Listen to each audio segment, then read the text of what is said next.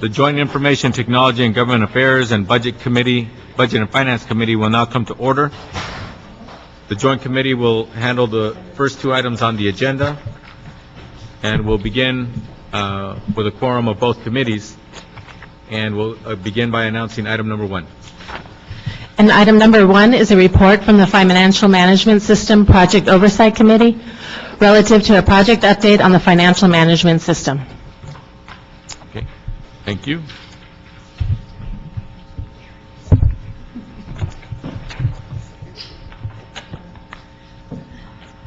Now, this financial management system, let's just make sure that we all know and the public knows, this system will be primarily operated or run by what department within the City of Los Angeles? Randy Levin, General Manager of ITA. This is a joint project with ITA and the Controller's Office. It's a partnership. Now, it's a partnership on collaborating on putting this project together, bringing it up to speed, and it's a joint project throughout the life of the system? That is correct. Okay. And the system is primarily for what purpose?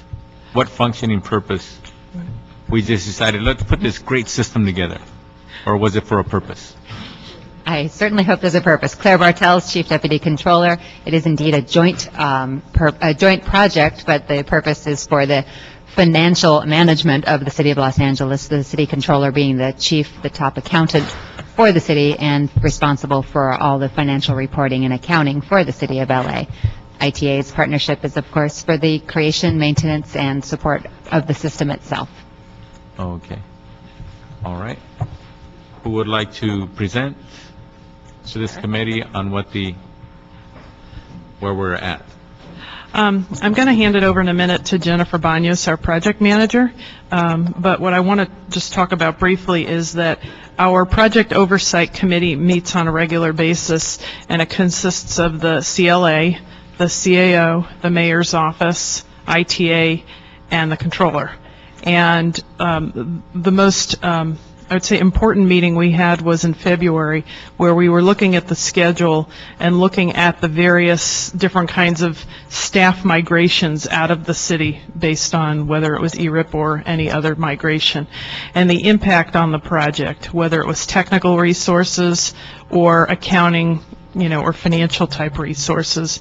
And the committee concluded that based on the fact that there was so much movement, that we didn't think we were going to be successful in implementing this coming June 30th. So the committee made a decision to move the project basically 1 year to the following June 30th. And that was after extensive analysis at looking at various different other options, such as a mid-year cutover or a quarter cutover or something of that nature. And so what we've done, for the most part, is to stretch out the project schedule and allow more time for testing and allow more time for training, which we think will help mitigate that. There is a financial impact to the to stretching it out as well, and I'm going to let Jennifer go over the details. But I just wanted the committees, both committees, to know that that was the decision that the Project Oversight Committee made, just due to all of the resource changes that were going on in the city. Now, the participants in the Oversight Committee are? Myself, Claire, and Wendy from the Controller's Office, Ben Seha from the Mayor's Office, Miguel, sorry, from the CAO, and then Jerry Miller from CLA. Okay. So 1, 2, 3, 4, 5 participants in the Oversight Committee. Correct. Okay. Hey, Jennifer? Jennifer Banos from ITA. I'm the project manager for the FMS project. In front of you, what we are asking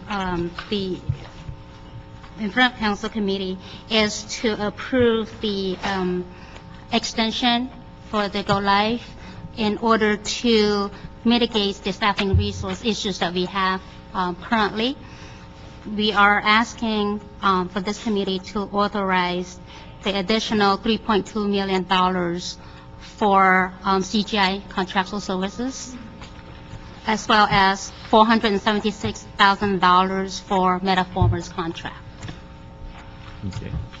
This dollar amount that we're asking for is within the total project budget that was approved for the project, and uses some of the contingency that we had reserved for exactly this kind of situation. So we're not asking for anything above and beyond what was authorized for the total project budget, but just know that that spanned multiple years. So it's still within the 50. the budget that was approved for the project and provided for the project? Correct. Correct. So in summary, we originally, back in 2008, we had approved the approval for $51.4 million for the 4-year implementation project. With this extension, we are, the total number will be $49 million. That will leave us with a contingency amount of $1.8 million. Now, when it comes to the actual utilization of this system, once it is up and running, what is going to be required for the transition of the usage of this new system versus what we're doing today to meet these objectives on a day-to-day basis?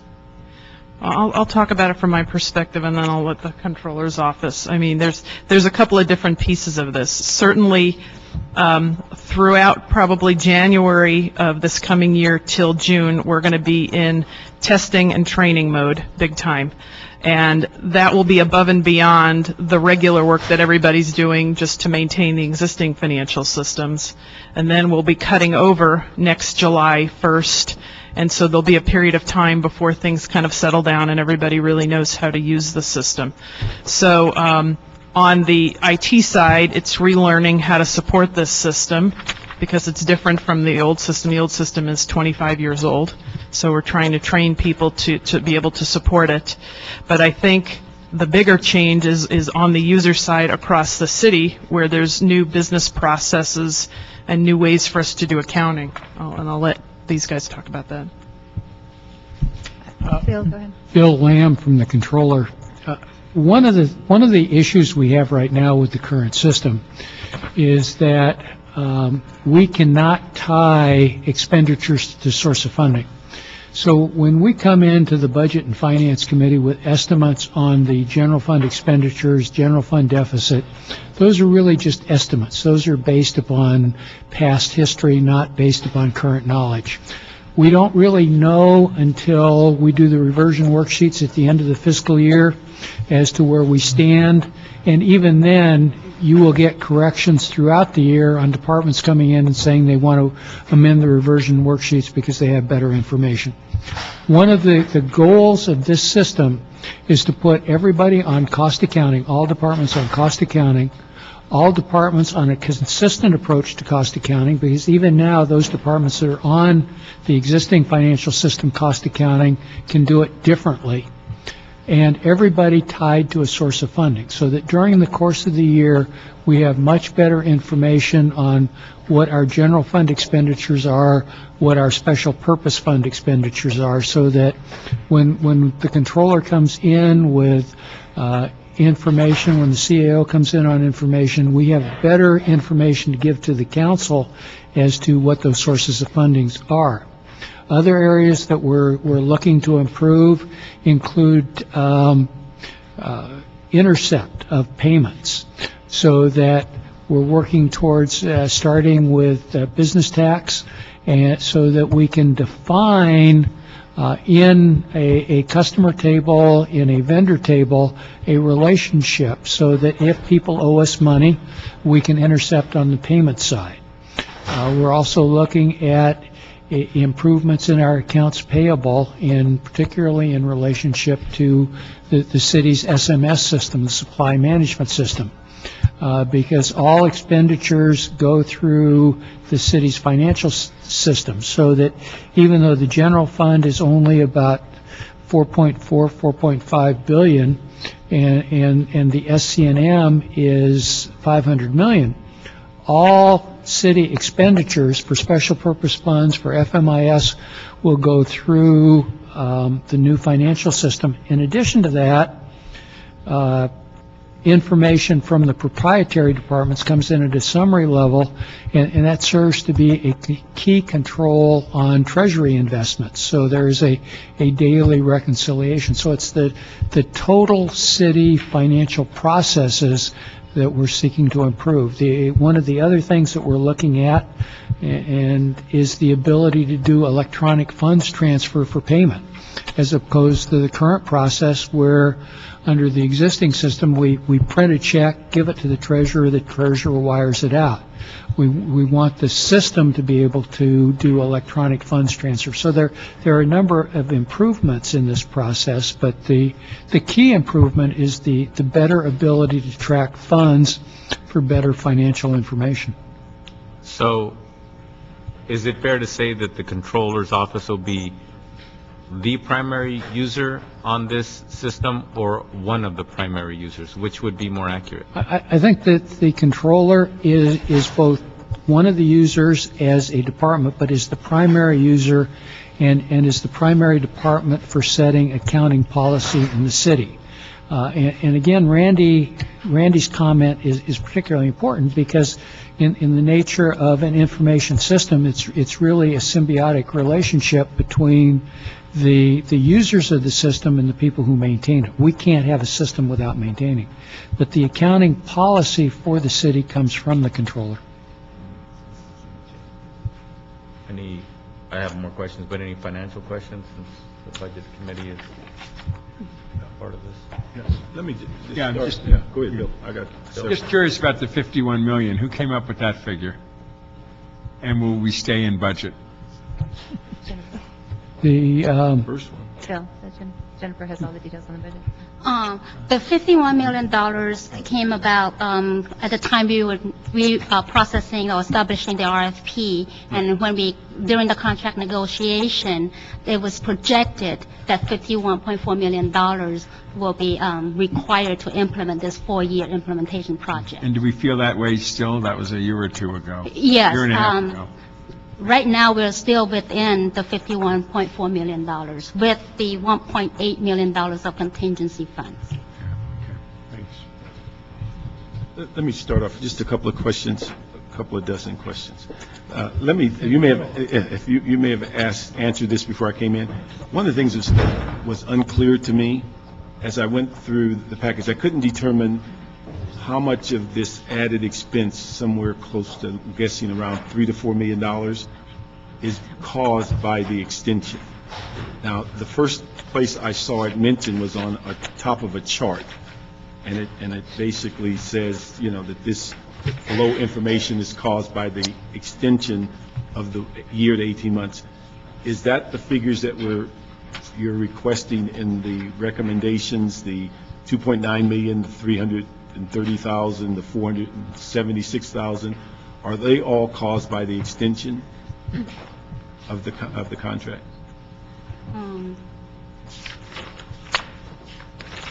The cost by the extension, as far as CGI contractual service is concerned, is $3.2 million. Okay, go it again.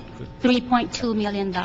And that's strictly because we're expanding 1 the year. contract for 1 year. Correct. Now, how does that come into the 10% that how does that balance? The 10% for the cost reduction, we were able to negotiate with CGI to come up with $1.1 million cost reduction. So the cost reduction is 1.1? $1.1 million. And how much of the 1.1 is based on we're extending it another year? It actually is the whole amount. It's based on the 10%. Cost reduction that we negotiated. Okay, we negotiated it, but what did we have to give up to get this 1.1 million? Nothing. Just to clarify, if we were not negotiated for the 10% reduction, the total cost of the extension for CGI would have been $4.3 million. Okay, so the thing is you're saying we would have had an extension no matter had we asked for a 10% reduction or not? Correct, due to the delay. Okay, and the delay is primarily because Because of the staffing Staffing. issues that we are Now- encountering. one of the things, is the CAO here on the staffing? CAO? I don't know if Jacob... We're just getting warmed up.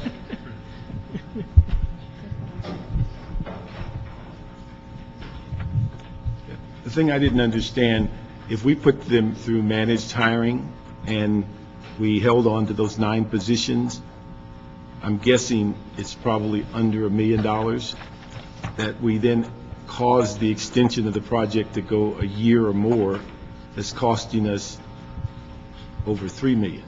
Did any of that consideration come in when we hired those positions, as opposed to looking and saying, this is a unique situation that's going to cost us more in the long run?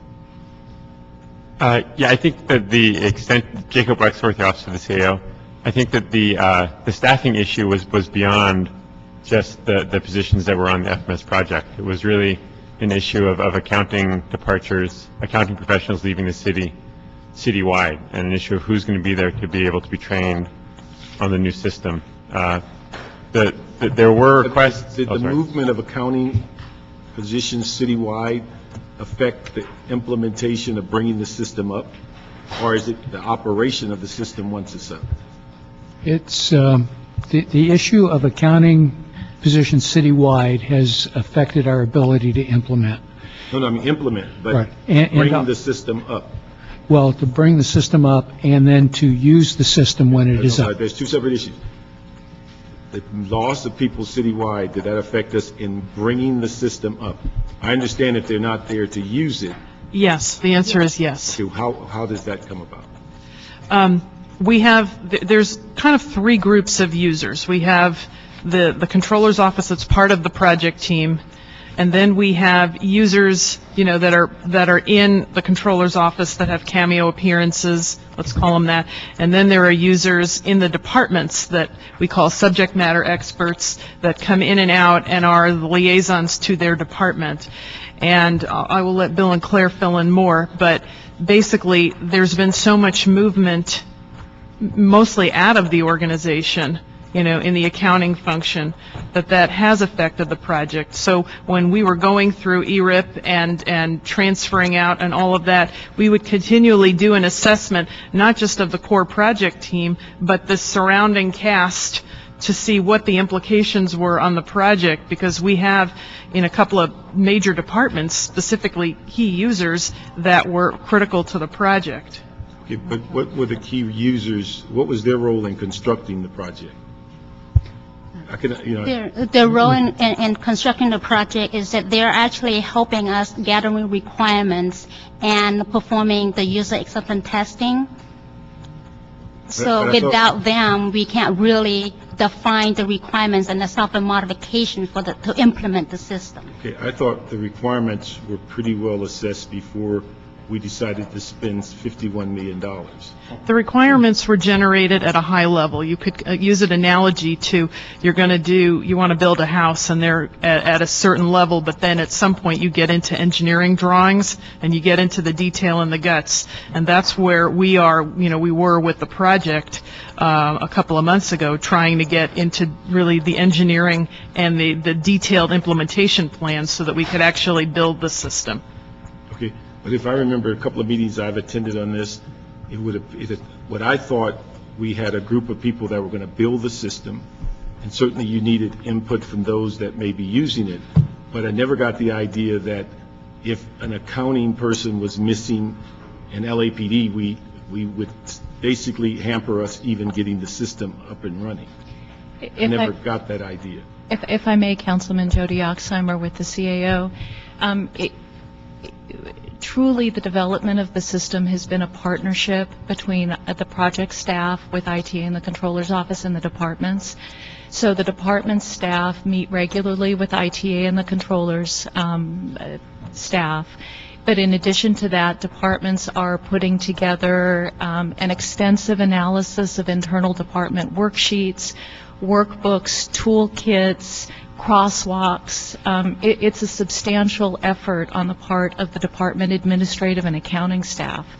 And with a significant amount of turnover among accounting staff and administrative staff citywide, some departments more than others, are challenged with meeting the deadlines that are needed in order to get the requirements in place for the contractors to do their programming work so that the system can be put together in a way that the users can then test it and actually implement it. So it's a tremendous effort by a significant number of staff citywide, and really is impacted by ERIP and other. How long have we known we would have to extend this for a year? Well, actually, if I can take this back a step. The POC was initially concerned about it when they presented the status report to council last November and December, and in fact, the reason we're here today is that the POC said to the council, we are very concerned about this impact and we don't know yet exactly how it's going to play out, and we would like to lay out for you our concerns and come back in a couple of months and let you know how it's played out. And so at this point in February and March, the POC said, now we see where a lot of the absences in positions have occurred, where the vacancies are, what the impact is going to be on operating departments and the controller and ITA, and we need to let you know how that's been resolved. So the POC, having taken into account a significant number of factors, opted as the most feasible course of action to push the go-live date off for a year, to extend out that time, as the staff have indicated here, but then to also let you know where those impacts have occurred. So really the report here today is to say the go-live date has been extended for a year, and as part of that that decision, if you will, to extend the implementation to make sure that we are able to implement the system and it's a good system, we now need to execute a number of contracts and do other things and keep you apprised of how that's moving forward. Let me ask you, at some point when all of this was going on with ERIP and we began to understand there was an impact, was there any other alternatives that we could have relied on the vendor staff to fill in some of these voids? Because, and I'm concerned about that, plus even today, we're saying, okay, they're going to give you 9 people, but you're going to have to train them and all other stuff. Is there an option that the vendor staff is available to where, and the cost analysis as to whether we keep the system going and get it upgraded, because we're losing literally millions of dollars of productivity and effort in the city without the system. Right. And so was there an option to fill those voids created by these vacancies by the vendor staff? There was an extensive analysis, and I'll let Randy and Claire address that. We looked at a whole bunch of different options. In regard to trying to go live this June, we looked at augmenting the staff with more vendor support. The good part about that is that there are technical roles that they can fill. What now?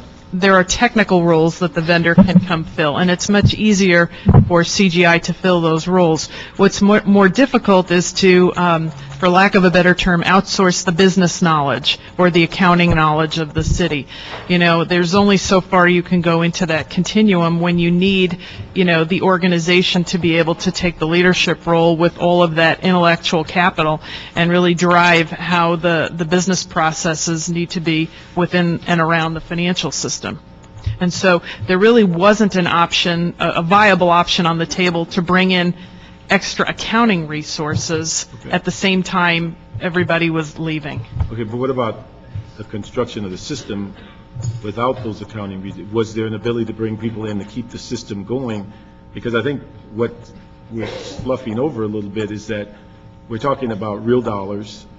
We're talking about a year later, and we've never been on time or on schedule or under budget on any major system. And then we're talking about the likelihood of expending it a year to 18 months.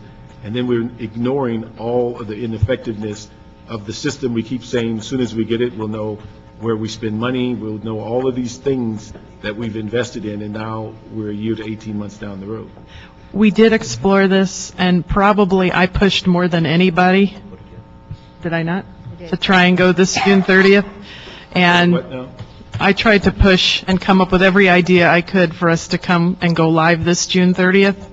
And at some point, it's almost like trying to do this project, where the eye with this hurricane going around, where resources are leaving, and it just became too difficult to try, and the risk was too large. You know, at the end of the day, we still need to close the books on the old system. And as we speak right now, we're having people being pulled off the project to actually close the books for this fiscal year. So there was no way that we thought that during this period of time, we could actually close the books, have the people do their existing jobs, pick up the slack for the people that were leaving, which were their normal day-to-day activities, and we knew that the thing that was going to suffer was going to be the project. And now is the period of time that we would need people most engaged in terms of doing the user testing, training, understanding the new business processes, you know, and really being involved with the system, because this is going to be a big change for the organization, and it's not the kind of thing that we want to not have people engaged in and then flip a switch and everybody just sits there and they don't know what to do. So, you know, when we looked at all of those activities and kind of layered them, we knew that the last thing that was going to be a priority was going to be the project. And the last thing we wanted to do was bring up a financial system that was not going to work, you know, July 1st. That was going to be worse. But it's taken from November, December to April to come to grips with this current situation. I wouldn't say November to April, but I mean, there have been a lot of moving parts You to came to the this. council in November or December, and you said, we don't quite know what's going to happen, but we'll get back with you. It's now April.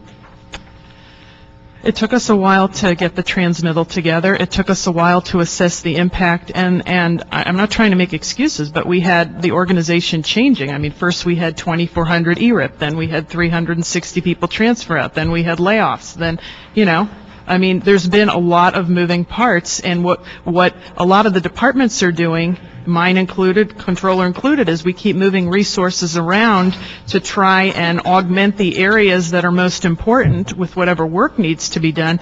But then what happens is, then the project suffers a little bit, because certainly the day-to-day activities take precedent over, you know, the project. And so, you know, we can't say to a department, you know, don't do your reconciliation or don't produce your financials. But it's my concern, my last question. My biggest concern, that if you came to us in November and said we might have a problem, and we're sitting here in April and you said there's a major problem, and not only is it major, it's going to cost us literally millions of dollars, and we're going to have to go for a year to 18 months without the system that we're investing in. All of you have been before this committee and council since November, December. Even without a report, if you'd have shot a flare up and said, we're getting ready to have a FMIS system that's 18 months late, you'd have got somebody's attention. And that's where we are today. That, to me, it makes little sense. And then when we talk about in the future, you're going to go find 9 bodies that I have to train, and we're saying, well, then we know that year push-off date is well beyond that. Because again, those 9 people are going to be affected by the same ERIP and everything else, and they're going to find another job.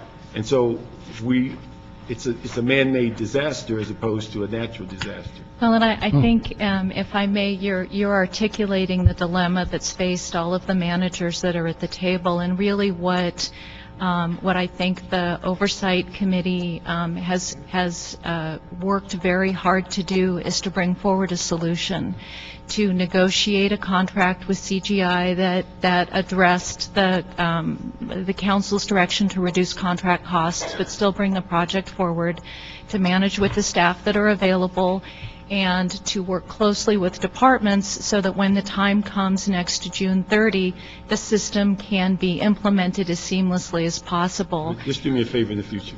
When you're in this bind, you shouldn't take all that responsibility yourself. Somebody needs to know that.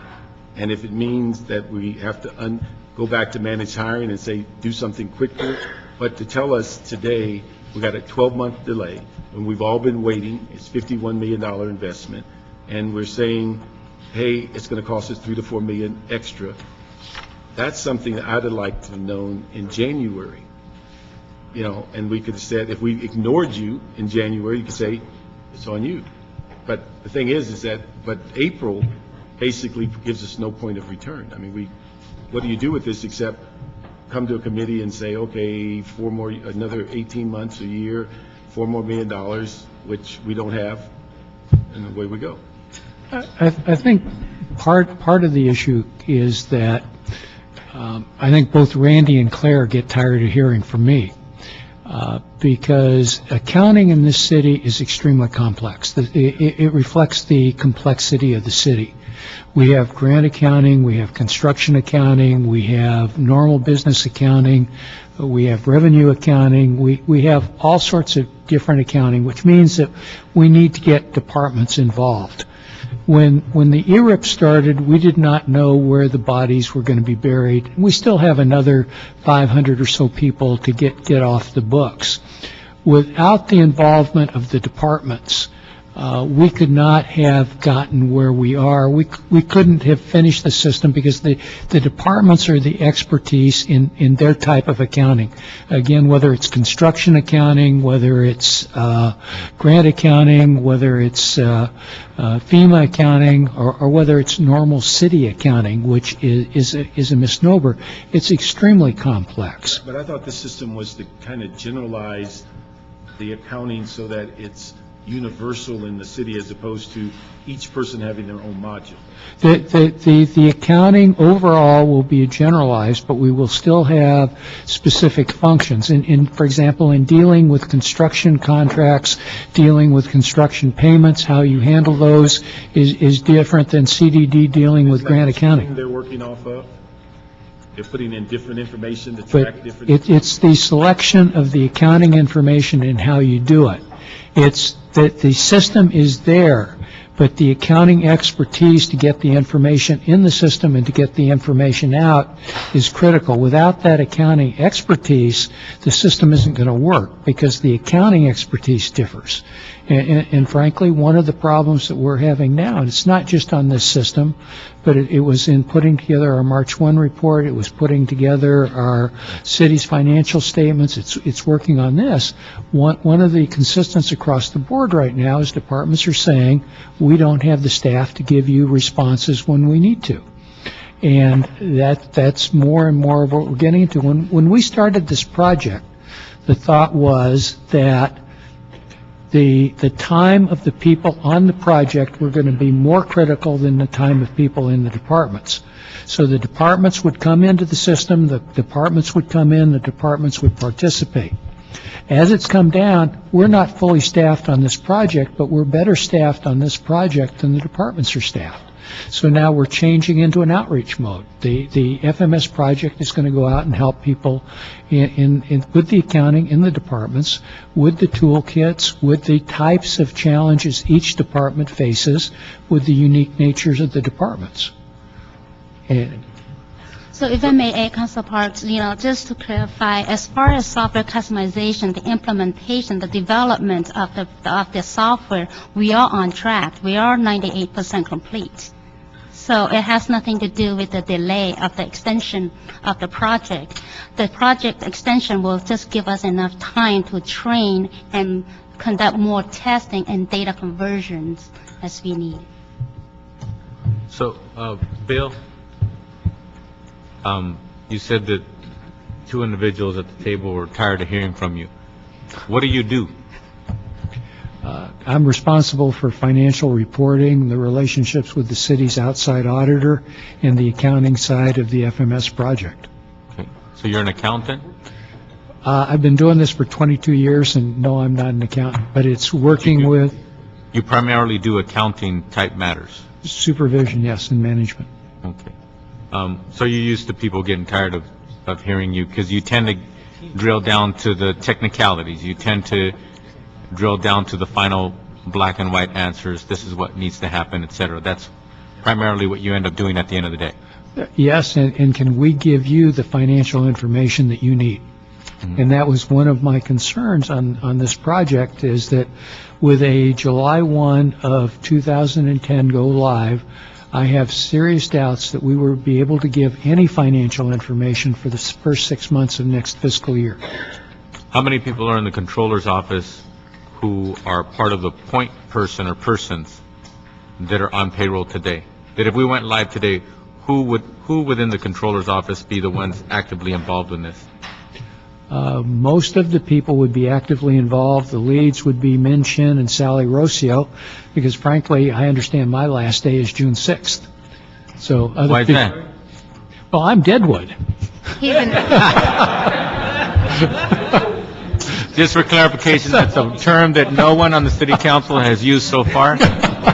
Well, frankly, there is some truth to it. I am not the future of the city. I have, for example, 2 accountants working for me who are the future of the city. It doesn't make any sense to get rid of them and keep me. For the record, can I just add that the controller and I very much appreciate hearing from Bill regularly. He has very important things to say. Thank you, Bill. Yeah, but the thing is, Bill's expertise and experience so far, regardless of the term that he refers himself to, it's that experience that actually puts you in the position that you're sort of so far running point on this project on behalf of the controller's office, right? On the accounting side, yes. So when you're off fishing, who's going to be the point person in the controller's office that can replace you with the kind of experience and expertise so that we can utilize this system the way it was intended to be utilized? I think the person that would most likely have been brought back went from financial reporting to the project, then went to the project to replace Craig Bloomquist when the Office of Accounting Director retired and the 2 assistant directors were e-ripping, and then went out to airports because he didn't have to take a furlough day, a pay cut. And so that's the type of expertise that we're losing right now. So you just described to this committee that perhaps we are convoluting ourselves into having some voids in expertise so that we can maximize the usage of this particular $50 million system. I think that at this point, the only option we have is this system. Because of the in-house expertise that we're losing, the fact that the existing system is getting older, we have no choice but to replace the existing system and go for better information, but it's not, it's going to be a rocky road. No, it's not going to run itself, No. correct? That's correct. I mean, this system doesn't make its own coffee, it doesn't, give its own input or what have you. This is more of an output type system, so it's going to take human beings who know what information needs to be put in, and human beings to know how to analyze this information to actually utilize it. Yes, sir. So we convoluted ourselves into having some voids. Did that contribute to the decision to go ahead and put off the start date? The concern that I had, that I expressed, is that with all the uncertainty surrounding the city right now, with not knowing what's going to happen next year's budget, with 2,400 e-ripping this year, with the EAA on a 10% reduction, and EAA's the accountants, with layoffs, our ability to implement a system, provide the training, and provide the accounting that we need would basically be marginal at very best. Giving us the additional time gives us time to really determine where the bodies are buried, adjust what we're doing, and by the end of next fiscal year have a much better handle on where we are so that we know what we're doing and we can provide the training and we implement in July 1, 2011. So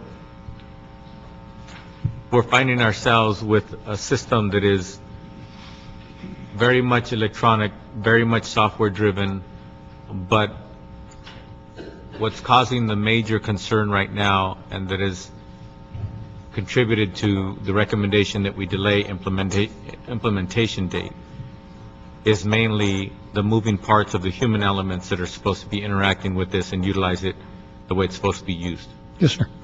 Because the accounting, I keep coming back to it, the accounting in the city is very complex. The financial reporting is complex, but it's a process. It starts with basically contracting in departments. It starts with hiring in departments.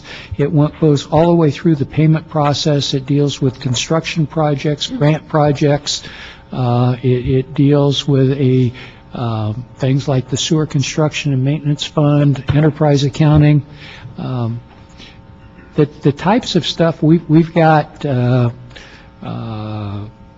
Foreign currency swaps in the city. We've got with the pension systems. We've got energy, hedge funds. We've got anything that is out there right now the city is engaged in. Did you have questions? I got a couple. Mine are relatively quick. The evening janitor is very happy with his promotion now. The evening janitor? The evening janitor is going to run the system now, so it's the only guy left.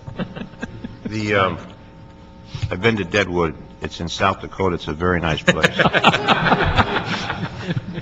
It's a cute little town in South Dakota. So it's not so bad.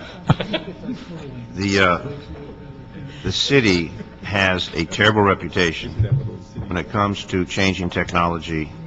We've seen what's happening, Randy. It wasn't your fault with the police department, with the in-car video, with the Teams 2, over budget, delayed, etc. The Oversight Committee, the mayor, the controller, ITA, CAO, CLA. Is the mayor's office here? Mayor's office here? They're all across the street getting ready to do the budget. Was the mayor's office helpful with trying to expedite and get these matters resolved? Were they at the table or were they absent? Oh, no, they were at the table the whole time. Okay. So, I remember the school district, when it came to the computer to pay the teachers, and how that was a disaster, and they spent a ton of money. I don't know if it works today, but I don't want to envision that as the continuing saga that we have with this system. And I know it's a complex system. I know it's going to involve a lot of detail, but the concern is if we're talking about $51 million, and then that's expended, and then come back and say, well, it's still not working, we've got to invest $10 million additional dollars. We don't have that. So whatever we do, if it's going to take a longer period of time, I believe Mr. Parks was on target by saying if you got a problem, then let somebody know on the committee so we can bring it up and do something. And the ERIP's an issue, people are retiring, that's just a fact we have to deal with. But we can't just let it crumble when we got that type of financial investment. So, Randy, one of us here, I'm sure, would have done a motion to do something. And I'm issuing motions regarding the fire department not having mechanics to repair the fire trucks. So when someone brings it to our attention, we'll do something about it. And if it keeps on getting delayed and costs more and more, then we throw it back and say, how come we didn't tell anybody? So getting back to the situation at hand, it's going to cost more. Whatever we come up with, it better work, because you'll be in Deadwood, and they got a sheriff with a big shotgun in Deadwood. Now, one of the things that I'd like, it was said earlier that one of the primary users of this system is going to be the controller's office, but it sounds to me that there's a controller's office, and then there's an understanding of the fact that they're going to be interacting with the system quite a bit, but it sounds to me as though the names and the faces of the interactors on the system on behalf of the controller's office might not be in place. When are those individuals going to be in place? For example, Bill's going to be fishing soon, and he was intricately involved so far in the controller's office. When is the controller's office going to know or feel comfortable that you have the bodies and the individuals with a name and a face to those individuals in place? I wish I had a date certain, but knowing that Bill is leaving in June, we anticipate securing his replacement before he leaves.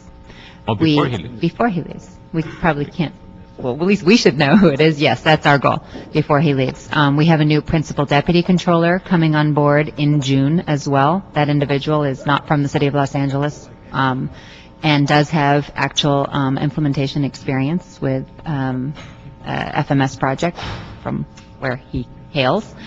And further, we do have very capable people, not with the institutional knowledge per se of Bill Lamb, but on the FMS project team that will come back to the controller's office and as key systems or as key users and policymakers and professionals on the FMS staff for the controller. So it's not that we're missing tons of people within our organization. It's really the citywide users that we are most concerned about. Yeah, but I don't think it's so much the tons of people, I think it's the key individuals. For example, if we have a department with 1,000 people, but none of those 1,000 individuals are experts or are up to speed on a particular application, then those 1,000 individuals don't contribute to the effort of that particular application. So that's mainly my point. So what you're telling me is the controller's office come June 30th feels as though they're going to have the names and the faces. We're going to be the main individuals within the controller's office who are going to be utilizing this new system. They're going to be in place?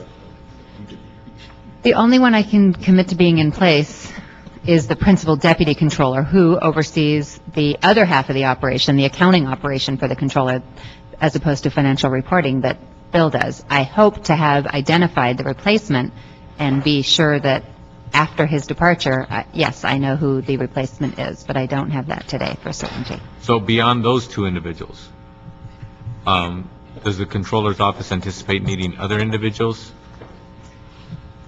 That we will be talking about in our budget next week? Not beyond what we've asked for in the budget. For this purpose, for the FMS? For the FMS project, at this time, we just hired 5 people, actually, on the FMS project through managed hiring, and we believe we have the team in place for FMS as we speak. We have other areas of the controller's office that have been impacted, but for the FMS project, we are intact. And the overall recommendation of delaying this 1 year of implementation gives those individuals, be they 5 or what have you, an opportunity to be trained and properly brought up to speed on how to utilize the system and interact with it. Correct. We believe that though we didn't manage up to the original, we didn't hire up to the originally planned quantity of team members, this delay enables this lesser amount of people to achieve the same result and therefore save a little bit of money over the next 14 months. That's correct. A question relating to the same subject. I know in some of our conversations in Transportation Committee relating to early retirements and people lost, they're clearly anticipating having to bring back on occasion some of the sharp people we're losing with the most experience to help advise us and get us through some of these projects on a temporary basis. Have you anticipated that as well, and have any plans to utilize folks on a 90-day contract or anything like that to keep some of our institutional memory at hand? Absolutely, yes. You want to know names? I don't know if I need to, but I yes, we have a basically list. want to know that you've talked to people. We have and talked that to people. There are folks that are willing to come back from Some fishing have and expressed interest whatever else. after a brief respite and coming back, yes. Okay, that's good. Thank you. Brief, Bill. Any other questions? I just have 1A. Let me just ask, when we talk about the shortage of accountants that are available, one thing comes to mind, who's actually, if all these accountants have left, who's actually doing the work today to get people's paychecks done, to get these contracts out? Who's doing that now? Are they capable of being a part of this system as we go forward, or are we looking at this large void for a long period of time? Well, it's a work in progress. You're absolutely right. We are impacted today, as Bill mentioned. Obviously, we're making the paychecks week to week, but we have lost a great number of people from our payroll operations alone. We are moving people. We are in the controller's office moving people strategically to the best of our ability and frequently. That city group that you mentioned. Yes. Somebody's actually doing the work in those departments. Correct, although it's taking them longer, it is having an impact. Many are asking for our assistance. So the controller's office is doing some hand-holding to a great degree on the FMS project. We're doing that. Financial reporting, we're doing that. To some degree, payroll operations. So you're saying they have time on their day-to-day function, but not time No. put into the project? I'm Is that saying, what- no. I'm distinguishing FMS project people separately. I'm wondering if we say accounting people out in the different departments are absolutely essential, the people that are currently doing the work, they may not have been there for the last several years. Are we saying they're incapable of the task that we're asking them? Are we saying their workload is such that they can't get around to the FMS, or what are we saying? I would say, as someone who's impacted in an office in a department, we're doubling up. So a person in my group who worked on FMS for our office has left, and I'm picking that up along with her other responsibilities and trying to meet deadlines on a day-by-day and week-by-week basis. But from your perception, from the city departments that we rely on, are there people there that are capable of doing the job, or are we saying there's a void there that we are not going to recover from, or are we saying that they're doing the job, it's just that they're in overwhelm and they can't get to this project? I couldn't speak for other departments to say what kind of a void exists. I think that people are working together to get done whatever they can, as well as they can, as soon as they can. So if I may add to that, yes, the participation from the departments overall is very good. Even though with the limited resources, they have been able to allocate time with their existing resources to work on this project. As far as the skill set is concerned, they are capable. And that's one of the reasons why we, the committee believe that by giving the extension, that will give them adequate time in responding to our requests. Okay, thank you. Any more questions from either committee? No. Okay, seeing none. I do not see any public comment cards on item number 1. There do not appear to be any comment cards for item number 1. Item number 1, public comment is now open. Seeing and hearing no one come forward for public comment on item number 1. Item number 1, public comment is now closed. So with that, Mr. Chairman, want to take the roll on vote to approve the report from the Budget Committee? Okay. We have a voice for Mr. Pritz? I'll make that motion if you need that. Okay, we support the ITGA report recommendations. Okay. All ayes from the Budget Committee. The IT Committee, we have a motion to approve. Okay, there's 2 members of this committee. We approve. Thank you very much. Thank you. We move on to item number 2, which is the second item of the Joint Committee. And item number 2 is a joint report from the Chief Legislative Analyst and the City Administrative Officer relative to nonprofit lease subsidy and real property sale policy. You want to lead? There's the lease policy. Okay, yeah, this is another 5-year journey. Summer report. Good afternoon. Let me get started, and maybe you can give us kind of a historical perspective that got us here as part of a larger group of budget policies, and I think this may be one of the last in the sense of that first package that we started working on. That's correct. Karen Kalfayan with the CLA's office. A while back, the council adopted financial policies and then also had some instructions to include and to incorporate within those financial policies a number of other policies as part of that, including there's a special events policy, convention center fee policy, and I'm missing one, but this is actually the last one in that series. So this is the last piece of the financial policies that council had requested that we come back with, and it involves nonprofit leases. Subsequent to that, maybe in February or so, the council gave some additional instructions to have this policy be consistent with the other financial policies, to provide the council with some options to provide subsidies, to ensure that if these go forward, that the leases, that the lessees are in good standing with the Secretary of State and the IRS, and that they incorporate some liability insurance into the leases. There are about 100 leases of city properties that are occupied by nonprofit organizations, generally at $1 a year, something that's below market. They cover several 100,000 square feet of space, and generally speaking, the nonprofit organizations that occupy these facilities provide services to the community. They can include things like senior services, youth programs, child care, and so on.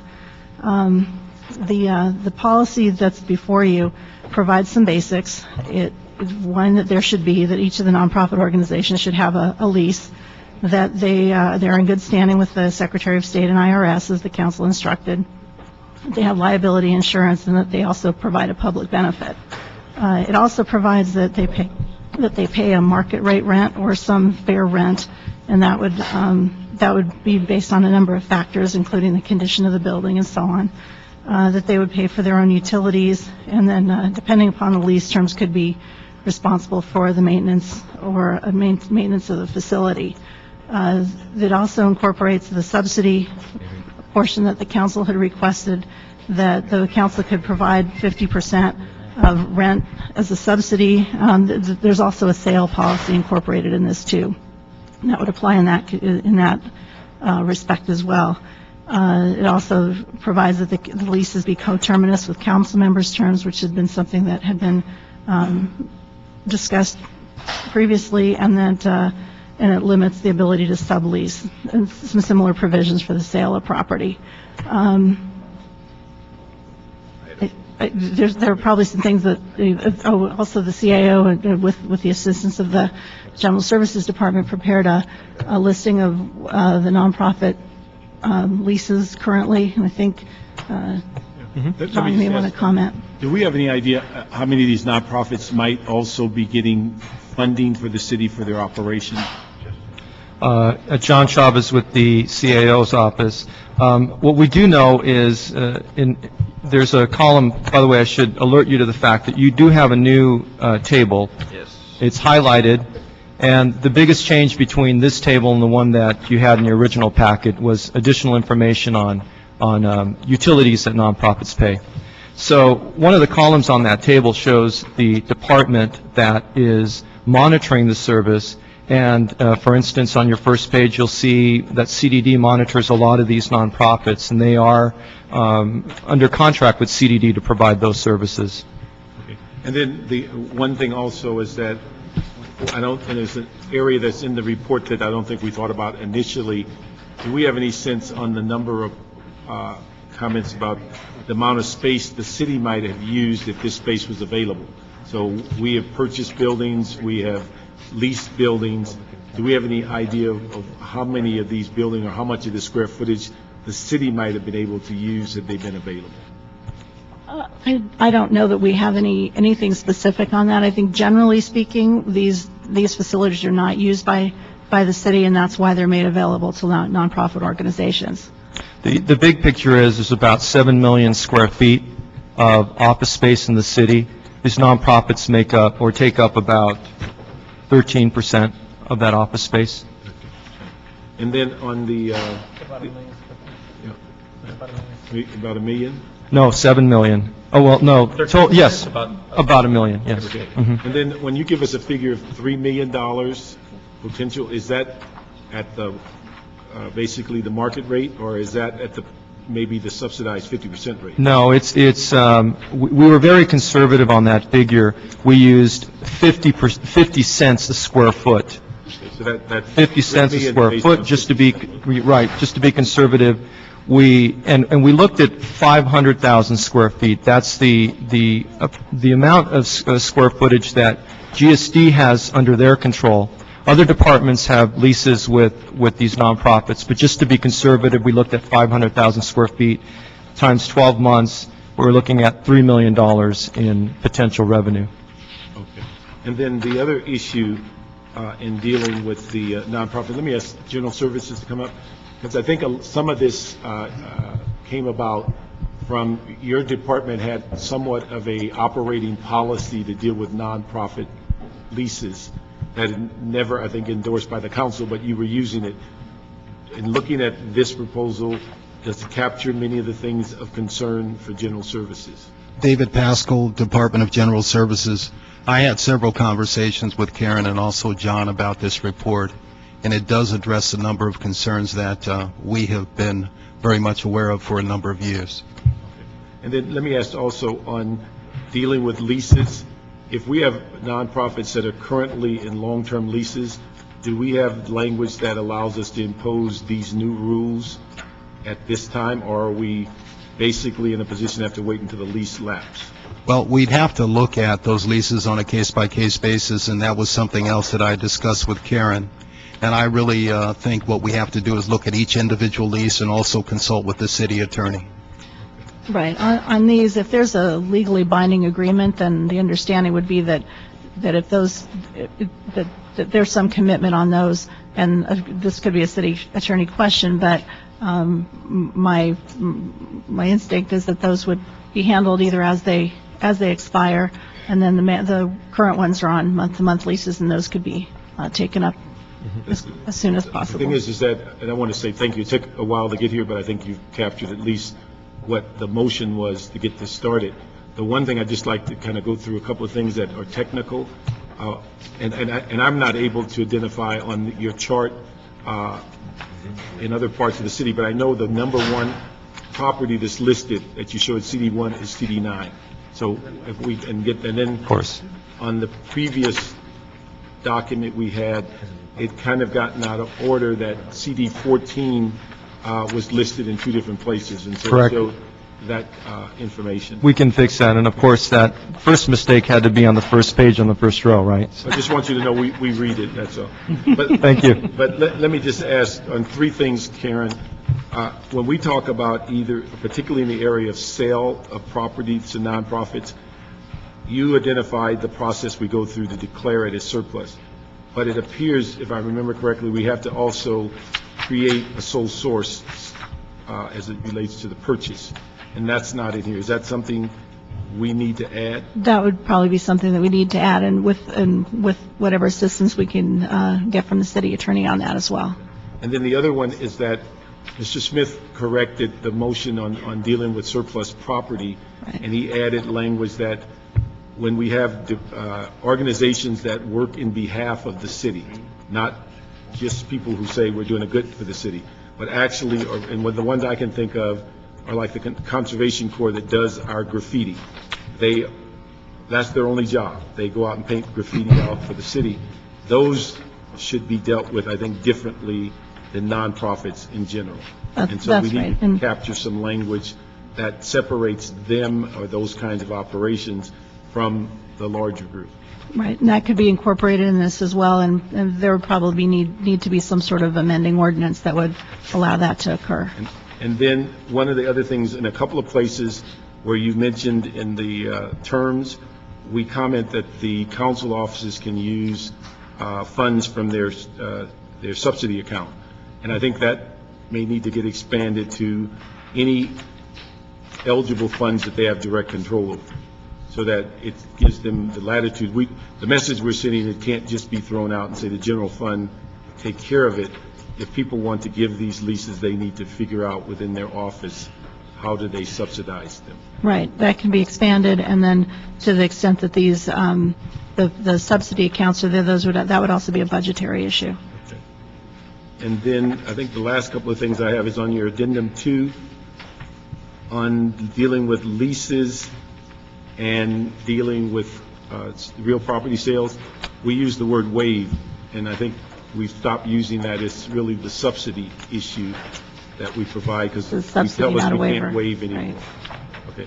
And then the final thing, where did we get the 10,000, each $10,000? Where did we get that figure as it relates to setting a standard? Because it may not be a big issue on the rental, but on the sale, that's a lot of employment a nonprofit would have to come up with if it's a body per 10,000. Right. That's actually something that's in the other financial policies. So to the extent that needs to be modified for this, that could be done, but that's consistent with the other ones. I don't know what's a good number. It just struck me that in dealing with a building that may be worth $1 million, that you're saying to people that every 10,000 that you subsidize, you have to create a job. I just don't know how many nonprofits that create that kind of work. Now, the rent, it would be different. It may be $10,000 in rent might be a job. But I just didn't see the correlation, the difference. We didn't make a distinction between sale and rentals. Sure, and we can look at that. But those are my questions. I want to say, I think it captures what we intended to, and hope that after 6 or 7 years, we can get it approved and set some standards and begin the process of certainly for general services, to have some guidelines to start negotiating leases and having council offices basically take an active role in that process, but understanding it's within the purview of their office funds, as opposed to just throwing it out saying the general fund should absorb this. Well, I'll just like to state on that note, I'd be more than happy to subsidize 100% for those not-for-profits that are getting the zero-based rent. Wait a minute, there aren't any in my district. That's right. Never mind. Mr. Dines? That's right. On page 2, 100% of nothing is nothing. Los Angeles Police Revolver Athletic Club, that particular facility, Mr. Smith, Mr. Parks, and I are pretty familiar with. Which one now? The Revolver Athletic Club? Yeah. But I think that's actually, one of those exemptions that we have to come up with. I should. They work in, because one of the things with the Revolver Club, what's different than anybody else is that they also own property that the city uses, and the city uses their property. And so it's a totally unique situation as it relates to how they operate on the academy. Well, one of the issues I have is they do sell items, they do make money, Yeah. but we're paying for the utilities on all these. We're paying for the water, we're paying for the power. Most of these, if not all, we're paying for the utilities. And if we want to give a discount, I can understand that. But I'm looking at this saying, in my district, I've got two. One is the Chamber of Commerce. Why we would give it free to the Chamber of Commerce, I don't know. I can understand a nonprofit. How's the Chamber of Commerce fit into that? And as far as the Canoga Park Senior Citizen Center, that is a Recs and Parks, and they do community work from that location. But and nothing bad about a Chamber of Commerce, but why would we have a Chamber of Commerce at $1 a year? And we're paying for the utilities. And obviously, there's a concern if they're in tier 1, 2, and 3, with the power rate and the water rate. If they're paying for that, maybe they conserve. If they're not paying for it, they don't have to conserve. What about that issue? If you can respond to that, please. Well, let me respond to two different things. One is the comment on the lap rack. What I should have said initially is that there will be some exceptions to this, and the council needs to have some flexibility to make those exceptions. The one you mentioned is one of those. There may be others where there are some requirements from a grant that that may dictate how long somebody should be in a facility or the use, and there are some other issues there. As far as how a Chamber of Commerce got into a facility, one, it could have been something that was approved many years ago. It could be something that had changed during the course of the lease too. So it started in 1985, January of 85. And then on the tax returns, it doesn't look like they're current on that. The Canoga Park Chamber of Commerce? Pardon me? Are you referring to the Canoga Park Chamber of Commerce? Yes. Yes, they did submit a 2008 tax return.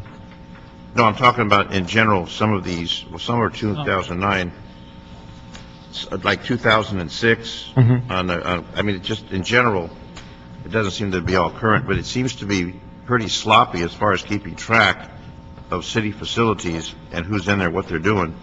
But I do know that if they have a bar up there at the Revolver Athletic Club, they make money there, and I don't mind them using it, but they should pay some fair share. And if you want to be a member there, you have to either be active, retired, and you got to pay a dues. So while they're collecting dues, that should also offset some of the costs, which may be a unique situation. But I just, looking at this, I've never seen this list before. But Dennis, one of the things that we've been working on this for so many years, because General Services had rules, but they were overruled by a motion. Whose motion? Whose motion? Whatever council member wanted to That was give. an out-of-order motion. The But the issue is, You were in the chair. we want to approve this as a policy of the council, We so change that it. they can sit back and say, we can't do that because the council gave us guidelines. Right, okay. That's what we're And trying. it also expires with the existing council member. The deal basically expires, so I mean, you're going to expire. I'm going. The one in my district's in trouble. In that one alley. Well, there's a disproportionate number in certain districts. I mean, certain districts have few, other districts have a lot. That's all I have. Yes. But when it comes to some of these leases, how do we know what department or how each individual lease was generated? For example, GSD or even negotiated, because GSD, I would figure, is traditionally in charge of most leases, whether we own the property or we're going out to lease a property. GSD usually is the professional within the city departments that actually handles that, correct? Yes. Yes. Okay. But have some of these leases in the past, for example, has CDD negotiated some leases perhaps in the past on some of these properties? We have somebody from CDD here. Yeah.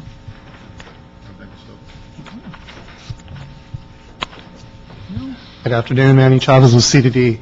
The answer to your question is yes, and specifically, these are facilities that were purchased with community development block grant funds, and what we negotiated with nonprofits that occupied those sites was a service payback agreement. So for their occupancy, they served X number of city residents over a period of years and paid the rent via that service.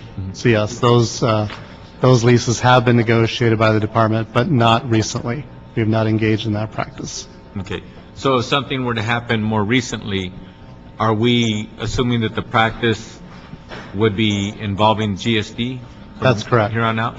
Okay. So it makes sense that we should have a consolidation of knowledge and expertise when it comes to, for example, negotiating of leases. It's not that CDD doesn't have talent or CDD isn't in a position to do a good job. It's just a matter of making sure that we have a clearinghouse of understanding internally as to how we're doing business in every part of the city, especially when it comes to property we own. Correct. Right? Correct. So you're telling me that CDD isn't necessarily looking toward engaging in being the negotiator of the lease, obviously being involved if it's a service provider that CDD's funding, et cetera, but that GSD would be involved in the actual lease agreement. That's correct. GSD would be responsible at the direction of the council to develop a lease agreement for a nonprofit that's located in a city facility. We're responsible for the property management, and agencies like CDD are responsible for the programmatic and operational issues in the facility. Councilman, and to that point, recently there was a lease that was executed and negotiated by GSD on behalf of CDD for a field office, I believe in Council District 10, within the last couple of months. Okay. So what was CDD's role in that one? You familiar with that example? It was actually identifying the possible location to house staff, and then we worked with GSD to actually negotiate the lease terms. Okay. So what we could expect going forward, should we adopt this policy, that we're going to be conscious of the liability factors, we're going to be conscious of the cost it takes just to own the particular facility, we're going to be conscious of taking into account what kind of services are being rendered, if that is in any way going to impact the rate at which they will be paying for the usage of the facility. All those factors will be done, and by and large, GSD would be the holder of most of that information. Yes, and not the generator of the demand, but perhaps at least the holder and the entity that will understand how that lease got negotiated, what factors went into that lease. Absolutely. Do we pay property tax on these parcels? No, we don't. We don't pay property tax? No. But we're a self-insured city, right? Yes. But that doesn't mean that we should assume that because they're a not-for-profit, that we as a city should assume the liability. No, that's always been one of the standard terms and conditions, is that the nonprofit has to provide at least $1 million in liability insurance. And it's something that our staff, 2 or 3 years ago, started verifying on an annual basis. But we weren't verifying on an annual basis their not-for-profit status and things of that nature. No, that would be the responsibility of the agency that funds the nonprofit. And in this case, with this example, would be CDD. But in an example where CDD is that entity within the city that would verify that, they would give carbon copy or what have you to GSD. Yes. Because you negotiated or have a better understanding of the overall lease. So that those kinds of documents should reside within CDD, but also GSD as well in this example. Right. When we're negotiating a lease, for a nonprofit, we should receive some documentation from CDD that validates their 501c3 status, and also that they're current with the Internal Revenue Service and the State Franchise Tax Board. Because, for example, if somebody has some form of insurance or what have you on liability, the fact that they are no longer a not-for-profit, that could make that policy null and void. Okay. So therefore, even though activity is going on, even though there might be services being rendered, and the fact that they were allowing their status to lapse, an insurance company could say, yeah, we were insuring a not-for-profit. You are no longer a legal not-for-profit, so that does not bind us for that slip and fall, or, somebody was fixing the roof and fell off or what have you. Then all of a sudden that would fall into the property owner's lap, correct? I think generally, if an individual did incur some kind of an injury in a city facility, even if it was under the direction of a nonprofit and they did provide $1 million worth of liability insurance, we would probably be sued as well. We would be sued as well, but the first $1 million or some portion thereof would be covered by that policy that's being provided by that third party occupier, right? I would certainly hope so. Yeah. Again, if it were null and void, then all of a sudden we're basically naked to the lawsuit, and we're the ones that are going to be footing the bill, whether it's the $10,000 judgment or $1 million judgment. The not-for-profit, unless we would sue a not-for-profit, but then this is somebody who's probably claiming hardship as it is, so we'd be beating a dead horse in that one. That's right. Okay. I have a couple questions. First of all, I noticed there's not every city properties in here, I don't think. We have a DOT facility in our district, for instance, that's leased out to the public, so why are they not on the list? You're correct. There are some buildings that are probably not listed in here. This is our first attempt. We asked all the relevant departments, and what you have in front of you represents the most recent information, but Lincoln Heights Jail isn't in here, and we're probably missing one in your district, so we could always DOT, add. So you check with DOT, because they have all the Metrolink stations where we rent out facilities. Yeah, we're familiar with that one. We'll make sure they get that information. Thank you. We'll get that on there. And we talked about the insurance, and GSD, you're saying you've checked all yours, but it's the other departments that haven't? Is that what you're saying? With the nonprofit corporations that are in city facilities that are under the purview of GSD, we check with them about once a year, and it's about 110 nonprofits to validate that they still have their $1 million liability insurance in place, and we ask them to provide documentation. But it appears CDD hasn't been doing that, because there's an awful lot of blank information there, or not provided, or...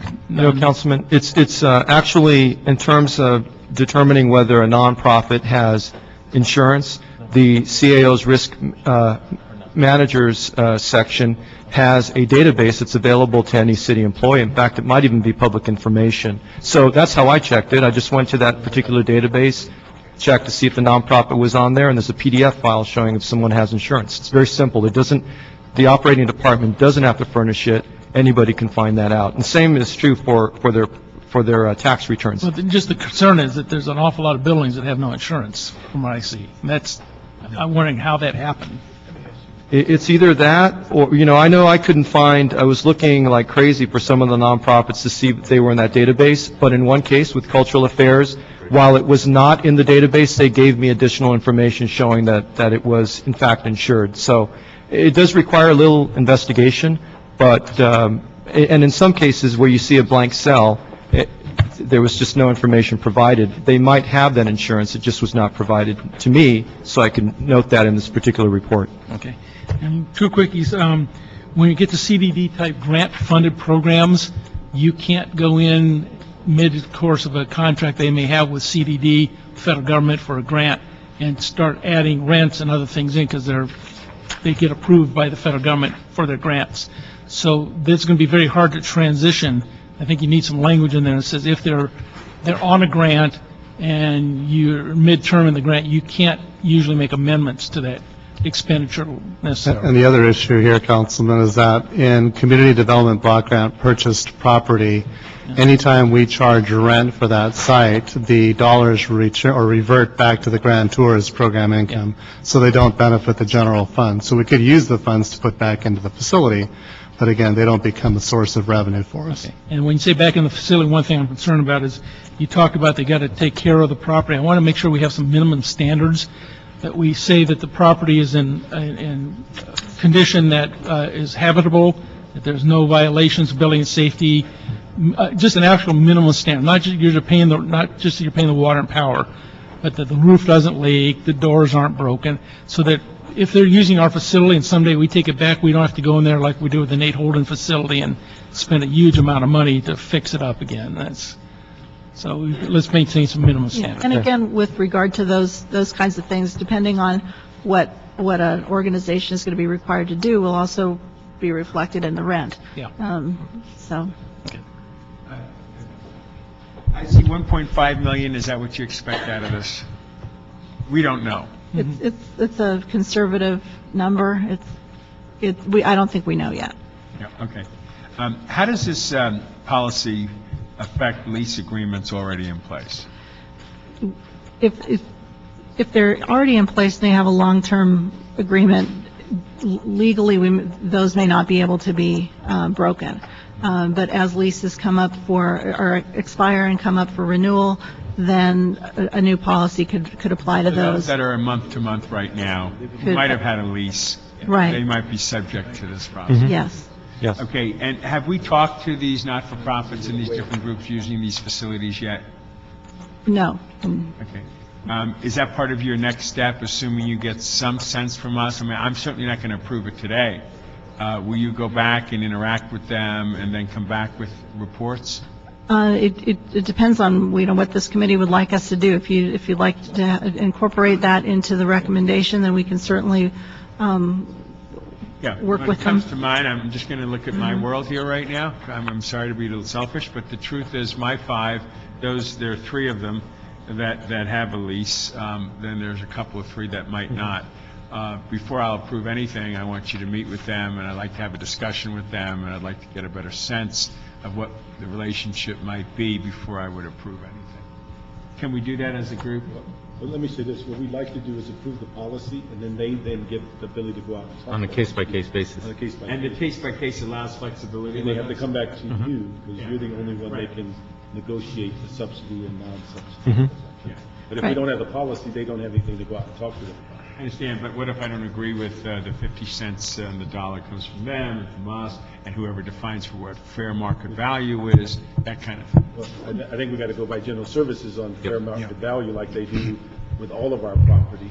And the 50% is a conservative guesstimate, because most of these people aren't paying anything. They were just giving us an idea of what we think you could get at a very small dollar, and only about half of what the square footage that's out there.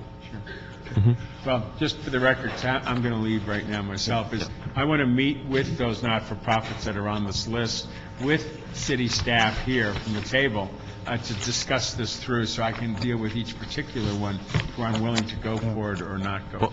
Actually, you're describing, once we set this policy in place, I would hope that every council office would pay attention to the activity that's going on in their district, because in the past, it's been on a case-by-case basis, and there really has been no rhyme or reason across the city. So what you're asking to do is the exact reason why we want to have a policy in place.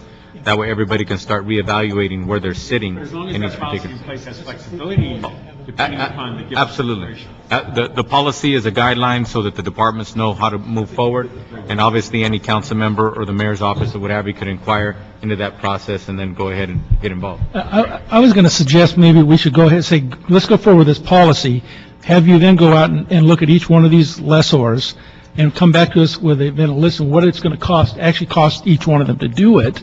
Yeah, Councilmember. I don't think we know that yet. What we would probably do is hire an outside consultant to do a market rate study. Okay. To give us a range of cost on what the market rate per square foot ought to be. And we did that down in the mall. We also worked with El Pueblo when they were doing that as well. Mm-hmm. And I think that's the best way for us to approach it. And generally what we've done once we've got back that range, and let's just say for the sake of the discussion, the range came back at $1.25 a square foot to $1.75. What we have done as a matter of internal policy is started at $1.25 and looked at a lease agreement that might ramp up over time. That's how we will do that. Okay. What I was going to suggest is you go back, do that work, then bring us back the final impact. Absolutely. To say go. So let's approve the policy. Before you start doing the leases. Get we that would want ready, you to and see then the we'll say results of yes the or no. study. Yeah, we would want you to see the results of the study. Leases, you got to come back. Exactly. But I will say that 50 cents a square foot is extremely conservative and is clearly below market rate. But we felt that that was probably the most appropriate position to take to advance this policy consideration. Okay. Ms. Garay, you wanted to give some input? Oh, sure. Hi, Olga Garay, Department of Cultural Affairs. I just wanted to take a minute to bring a different perspective to the table. As you know, many of our nonprofit organizations in the arts take advantage of the city's art centers and theaters, and some of them are here in the audience right now. And I just want the committee to take into consideration that the public value that they're distributing to the districts that are here right now need to be taken into consideration. If we're trying to increasingly partner out art centers and theaters so that those programs can be done without the expenditure of City of Los Angeles staff, with all of the attendant costs of that. And I just want to make sure that that goal of partnering out art centers and theaters is not lost, because if we make it too onerous, these arts organizations are not going to be able to conduct their operations. And so I just wanted to make sure that the committee understands that there's that side of it as well. And that's part of the policy that we're moving forward, that we're going to have the policy that the department can actually utilize in engaging and understanding what their directives are. And then upon a case-by-case basis, they will actually be allowed to take input, and the council office or the mayor's office or your department or what have you would make the case as to why this particular agency at this particular site shouldn't be paying market rate or what have you. Again, those are opinions, those are recommendations, but the final collaboration of all that information and all that input is going to, on a case-by-case basis, make it into the final decision as to what is going to be the amount that they're going to pay for rent. And one of the main objectives is, to get at is, today, I can say there certainly is no rhyme or reason that today's policymakers understand why that particular agency on that particular site is only paying $1. Right. So it's time for us to reevaluate that and also put into place the protections for the city and for the not-for-profits of making sure that all of their information is current, all of their requirements are current, and all of our liabilities, et cetera, are covered as best we can, and then we know, eyes wide open, exactly what we're dealing with. Thank you. And I should add, too, that each lease goes through the Municipal Facilities Committee. It comes to committee for approval and then finally to council. So the council will have an opportunity to look at each of these as well. Okay. Thank you. I'll go to public comment cards next. We have 4 public comment cards. Thank you very much, ladies and gentlemen. Timothy Watkins, Julia Salazar, Claire Knowlton, Paul Camberg? Okay. Come on up, please. That's a C? Yeah, Camberg. Okay. Yes, we'll start to my right. My name is Claire Knowlton. I'm the Executive Director of McRory Art Center. We're one of the organizations on this list. And I just also wanted to point out that maybe the information isn't that accurate. Our lease actually started in 1995. And the item right below us, the YMCA, they actually bought their building from the city a few years ago. So just FYI. I've read these recommendations, and there's a number of items that concern me, specifically the immediacy of how quickly a lot of these changes would be put into place. These nonprofits have built our business models on having city infrastructural support, and to take away that support in a particularly difficult fundraising climate immediately would really mean the end of a lot of these nonprofits. So you wouldn't be collecting rent, and you would have a lot of empty buildings on your hand. If you do decide to make these changes, they need to be phased in over a course of maybe 5 to 10 years so that the organizations are able to build in the changes to add these costs to their budget. Having the lease tied to the council member's term means that there's no security and no ability to plan for the future. It's very difficult to have a 5 or 10-year plan if in 4 years, when your council member's term expires, you might be booted out. And it's very difficult to get a foundation to invest in your organization if they know that in 4 years you might not be there anymore. And I think that's all. Thank you. Hi, my name is Julia Salazar. I'm Executive Director of Center for the Arts in Eagle Rock, which is located in CD 14. Our organization has been in a city-owned building for the last 12 years, and currently we serve over 70,000 people in Northeast Los Angeles by providing such services as after-school programs, 6 art exhibitions a year, and we produce the prestigious Eagle Rock Music Festival with Councilmember Weezer, and we host lots of concerts, films, events, and readings for the community out there. We've been waiting on an RFP for the last 2 years. We're trying to acquire a long-term lease on our building. Without this planning, and if you go forward with the changes you're proposing, we're unable to incur costs of rent, utilities, telephone, custodial costs, interior and exterior maintenance, repairs, and landscaping. Without some, I agree with Claire that it's got to be a phased approach. We're not opposed to it. We just need some time to plan. So I respectfully ask the committee and the city council to consider a phased approach. If nonprofits like ours need to pick up additional costs, I also urge you to give us a long-term lease so we can raise money from foundations and other funding sources.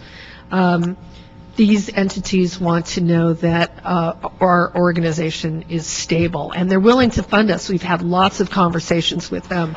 We're just waiting on, again, the long-term lease where we can raise money and move into this. I think we're willing to. That's all for now, so thank you. Thank you. Good afternoon. I'm Tim Watkins from Watts Labor Community Action Committee. I'm the president and CEO. And while I first have to express appreciation and acknowledgement that the city is going through a tremendous budget crisis and has to investigate all of its sources of revenue, on our side of this table, agencies such as WLCAC provide critical services to, in some cases, members of our community that are desperately in need. As you know, the city and the county generate annual reports that show where the need is greatest, and they measure across the spectrum of quality of life indicators. And in our community exists the greatest disparity in terms of health and well-being. An important example of this is WLCAC has operated a child care center in Watts for 32 years. It was built for WLCAC, and we're adjacent to 4 housing projects and serve 60 infants and toddlers in that facility, and it's the only infant center in that community. We've provided maintenance, security, repairs, liability insurance, and we've also made very, very substantial investment in improving the facility with capital improvements, and there is no subsidy coming to us from the city at this time. And so because of the low incomes of our family, we've had to raise funds, and if we're required to pay rent, I think that we would have to close the center. And so I wanted to make a specific request because I think the impacts would be so serious on our community of nonprofits, not excluding the art community, but certainly the ones that join WLCAC and others in providing vitally needed services, that the agencies impacted by this policy be allowed to provide their perspective on this matter before any committee or council action is taken. Number 2, that we request that each agency impacted be formally notified of the pending policy. And number 3, that the matter be held in committee and that a formal public hearing on the matter be held after affording the agency sufficient time to respond in order for this committee to actually carry out a complete cycle of diligence. Well, just to point something out, this matter that is before the committee, item number 2 that you just commented on, has been deliberated through the council process for a couple of years now, at least a couple of years. So with all due respect, just like you came here, public notice was made that this item was on the committee's agenda. Your particular agency is not on the agenda. However, anytime any particular agency or any property that is occupied by a third party that belongs to the city of Los Angeles, that organization will in fact be in communication / and or negotiation, et cetera, on their particular case-by-case basis. So this is a broad policy, and I just want to let you know, I don't want you to think that we're being rude and we're not listening to you. This is a broad policy guideline for the city. On a case-by-case basis, including your agency, you will be communicating with the city, your landlord, perhaps at months and months and months before you get to the point where you're faced with having to contend with particular dollar amounts as to what is going to be asked of you and what you're going to be asked to sign as a lease. It would be different from the lease you have today. Secondly, you said something that caught my attention. You said that you were doing all this without subsidy from the city? Yes. And then at the same time, you said that if we started charging you rent, then you probably couldn't be able to continue those services and pay rent. Yes, the program is not So you're saying that subsidized. not paying rent is not a subsidy? Not paying rent certainly is a form of subsidy, but the point is... That's all I wanted to point out. And that's one of the reasons why we need more formal communications with all of our service providers who occupy our facilities so that we all understand that when we don't charge rent, that is a form of subsidy. If we charge $1 a year, that's a form of subsidy. If we charge 25 cents a square foot when the going rate in that neighborhood is $1 a square foot, we're providing a subsidy. I think it's important for everybody to understand what is being provided on behalf of the city on a case-by-case basis. So everything you're saying I'm agreeing with. And what I'm trying to remind you is, in your particular case or any particular agency, you're going to have months and months and months of dialogue and negotiation before you have to contend with whether or not you're willing to sign on the dotted line as to what you're going to be expected to pay in the future. In the future. Mr. Smith, did you want to say something? Oh, not. Okay. All right. Thank you. Mr. Watkins. My name is Paul Gambert. Oh, I'm sorry. Mr. Watkins just spoke. Sorry about that. Okay. Good afternoon, esteemed council members. I've worn many hats in many of your districts with many nonprofits, and I guess I'm sort of a connect-the-dots, drill-down specialist. I worked with then Commander Parks in taking back MacArthur Park and Heal LA in 1991 with 6,000 people. The Central City Action Committee that you've termed the graffiti contractor also runs a marvelous program for youth. I'm not here in that capacity today. I've been a corporate executive. I've been a funder. I can't give money to folks who are dependent on a term of office. I've given money, but if I'm not going to give money, if I think that the arts organization, which I fund arts organization, is not going to have longevity because they can't predict their future, that's a problem too. This is a great first effort, what you have here. And I commend Councilmember Parks for the effort a year and a half ago with the original motion. The first glance I've had at this is last night, and it's seriously flawed. I've submitted a document because I'm here at the moment representing Barnsdall that isn't even on the list and should be. And Barnsdall's regional. And for those of you who don't have constituents that have a center, you have Barnsdall. If I go down the 2,700 people that come to the Junior Arts Center, I find people from every zip code. So you've got a very strong regional center. You've got on this list, unfortunately, you've got cows and donkeys and chickens and eggs. And you're combining them in a way that needs to be even more granular than it is. there are improvements that can be made to the policy as well. The policy is seriously flawed in the definition of public. By the way, you have a document from me.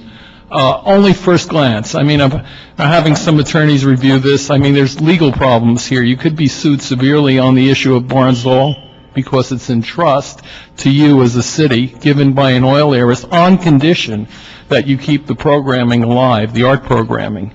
And by creating private-public partnership and then adding weight to it, we're now giving classes there at $3 an instructional hour to kids. You're forcing that price way up to where the original goal of having a high-quality, low-cost program dissipates and fades. There's a good effort here, but it's not a good policy yet. We'd like to, he's right on one count, and I agree with every speaker here. You need finer granularity and a few more distinctions, and you need to redefine some of this. There has been no consultation with the communities you're attempting to regulate with a policy. You need a policy. Even though I agree with Bill Rosendahl for one thing, and that is you need consultation, I don't agree for the reason. You don't need to have a different policy for every entity, but you need a class of entities that has, in other words, arts organizations are not the same as graffiti paint-out organizations, for example. So you need a little bit more focus on this thing. I don't mean to go over time. We're hit with this midnight last night, and I'm doing the best I can. Look, however, if we pass a broad policy, and I'm speaking to everybody, not just to you. Right. If we pass a broad policy, but the policy is going to be implemented on a case-by-case basis, then your point about consult is going to occur on a case-by-case basis. Right, but you've got definitions that can't work for many cases. For more than half the cases, the definition of public benefit is flawed. Look, seriously flawed. I'm sorry. I appreciate it. Thank you all very much. We're going to call the city attorney up. Mr. Smith, did you have a comment? Well, I just had one comment, and that is... Thank you. Thank you all very much. We're done with public comment now. To their concern about terms and raising money as an organization, et cetera, I was chairman of the board of the YMCA once, and I know how hard it is to raise money if you can't tell them they're going to be there running a program on a regularity. So I'd like to remove that one instruction about going with the term of the elected official. That should have nothing to do with it, and really should have 5-year contracts at least minimum. That gives some real assurance to the organizations and their funding cycles and all their funders that the program will be there if they meet all the other criteria. On the other criteria, I think we have to provide some form of regularity on what we're expecting from those properties, because this is a gift of public funds. And we have to be careful with the people's money. We're entrusted with the people's money, and we have to be careful how we use it. And to just give it away in these kind of times is the wrong policy, and I think that's what we're trying to fix. For those of you who say this may cause you a problem you can't survive, if you're paying rent, well, then maybe you're on the edge and you're not going to survive. That would be very tragic, but nonetheless, the city of LA might not survive if we don't start tightening our belt, too. So I'm not saying you're going to put us out of business, and I certainly don't think we want to put you out of business, but we need to have something that shows that this is not necessarily just a total gift of public funds based on the whim of some politician. And that's what it's been forever. And a lot of organizations, and I look down this list, some of them have been there for a long, long time, riding the gravy train of the government. And I'm not so sure that they even provide much to the public in some of these cases that I look at. Some of you do tremendous work, and I don't want to get into the part, what some of you just said about, we need to say that some things are not the same with others. If we start getting into that, many of you are going to lose in that fight, too. You're going to be regulated down to something saying, well, it's not that important to us to do that when maybe we want to save this other project that's more important. I don't think you want to get into that kind of a fight. So my suggestion would be we just create a standard that everybody lives by, and that we just try and make those terms reasonable. 5-year term for leases will be reasonable, but on the rest, I don't think you want us to start determining what's better projects than the other because they're different, because you may lose. A question to the city attorney. The motion as it is before us, is this going to have an immediate or direct impact on a particular lease, or agreement that we have with a current tenant? Hi, I'm Annette Bogno with the Real Property Environment Division of the City Attorney's Office. As I understand it, that's policy and it doesn't pertain to any particular lease. And so as far as that goes, it would not have an impact on any existing leases right now. So should we adopt this policy and choose to follow this policy on a case-by-case basis, it would be at that moment in time that that particular entity who happens to be, for example, a current tenant at one of our facilities would be engaging with the city in dialogue as to whether or not they're okay with that impact, whether or not they're willing to agree with those impacts, et cetera, those changes, correct? Well, I will say that the relationship between any given nonprofit and the City of Los Angeles when they occupy city space is determined ideally upon a written document, by a written document that's been executed by the city and the nonprofit. We do have some of those spaces that are on holdover month-to-month leases. Some are fixed-term leases, but, the four corners of the document will determine what their legal rights are. And to the extent that the City Council adopts a policy that's in conflict with an existing contract, odds are we're going to have to let the contract stand. And so, until that right. date comes to pass that that contract is no longer. When you come back up for renegotiation, or if they want to seek to amend the contract, at that point you can implement your new policy. Okay. Thank you very much. Oh, you're welcome. Okay. All right. So with that, we have a motion to amend the CLA CAO report by Mr. Smith. Yeah, to remove that one section and go to 5-year leases instead. So begin by a vote of the, okay, let me close public comment first. Those are all the public comment cards that have item number 2. Seeing no one else come forward on item number 2 for public comment. Public comment is now closed on item number 2. So we'll start with a vote by the Budget Committee. Mr. Chairman, since you have your full complement, we'll go with you first. I vote As amended? as amended. Okay. Aye. Okay. Unanimous? Yes. Okay, that's unanimous by the Budget Committee. Now, to the IT Committee, we have a minority of the committee. Minority, so to speak, as in I'm one of 3 members, which does not constitute a majority, and therefore it is a recommendation of the committee, the IT Committee, to move it forward as amended. Okay. All right. Thank you very much. We now move to item number 3. Okay. Before we move to item number 3, that adjourns the Joint Committee, and we are now to the Standing Committee of the IT-GA Committee. And we're on item number 3. And you're welcome to stay, of course. Thank you. And item number 3?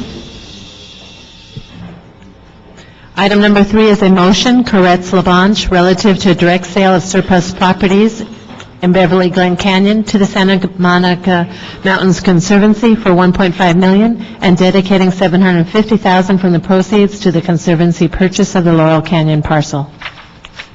Okay. Do we have any public comment cards on item number 3? Mr. Koretz, as a courtesy, would you like me to hear the public comments first? There's 2. Yeah, I guess so. Either way, I'm going to stick here for the end of the item, but I'm hoping to race to the mayor's speech if I can. Okay. So we'll go to public comment on item number 3.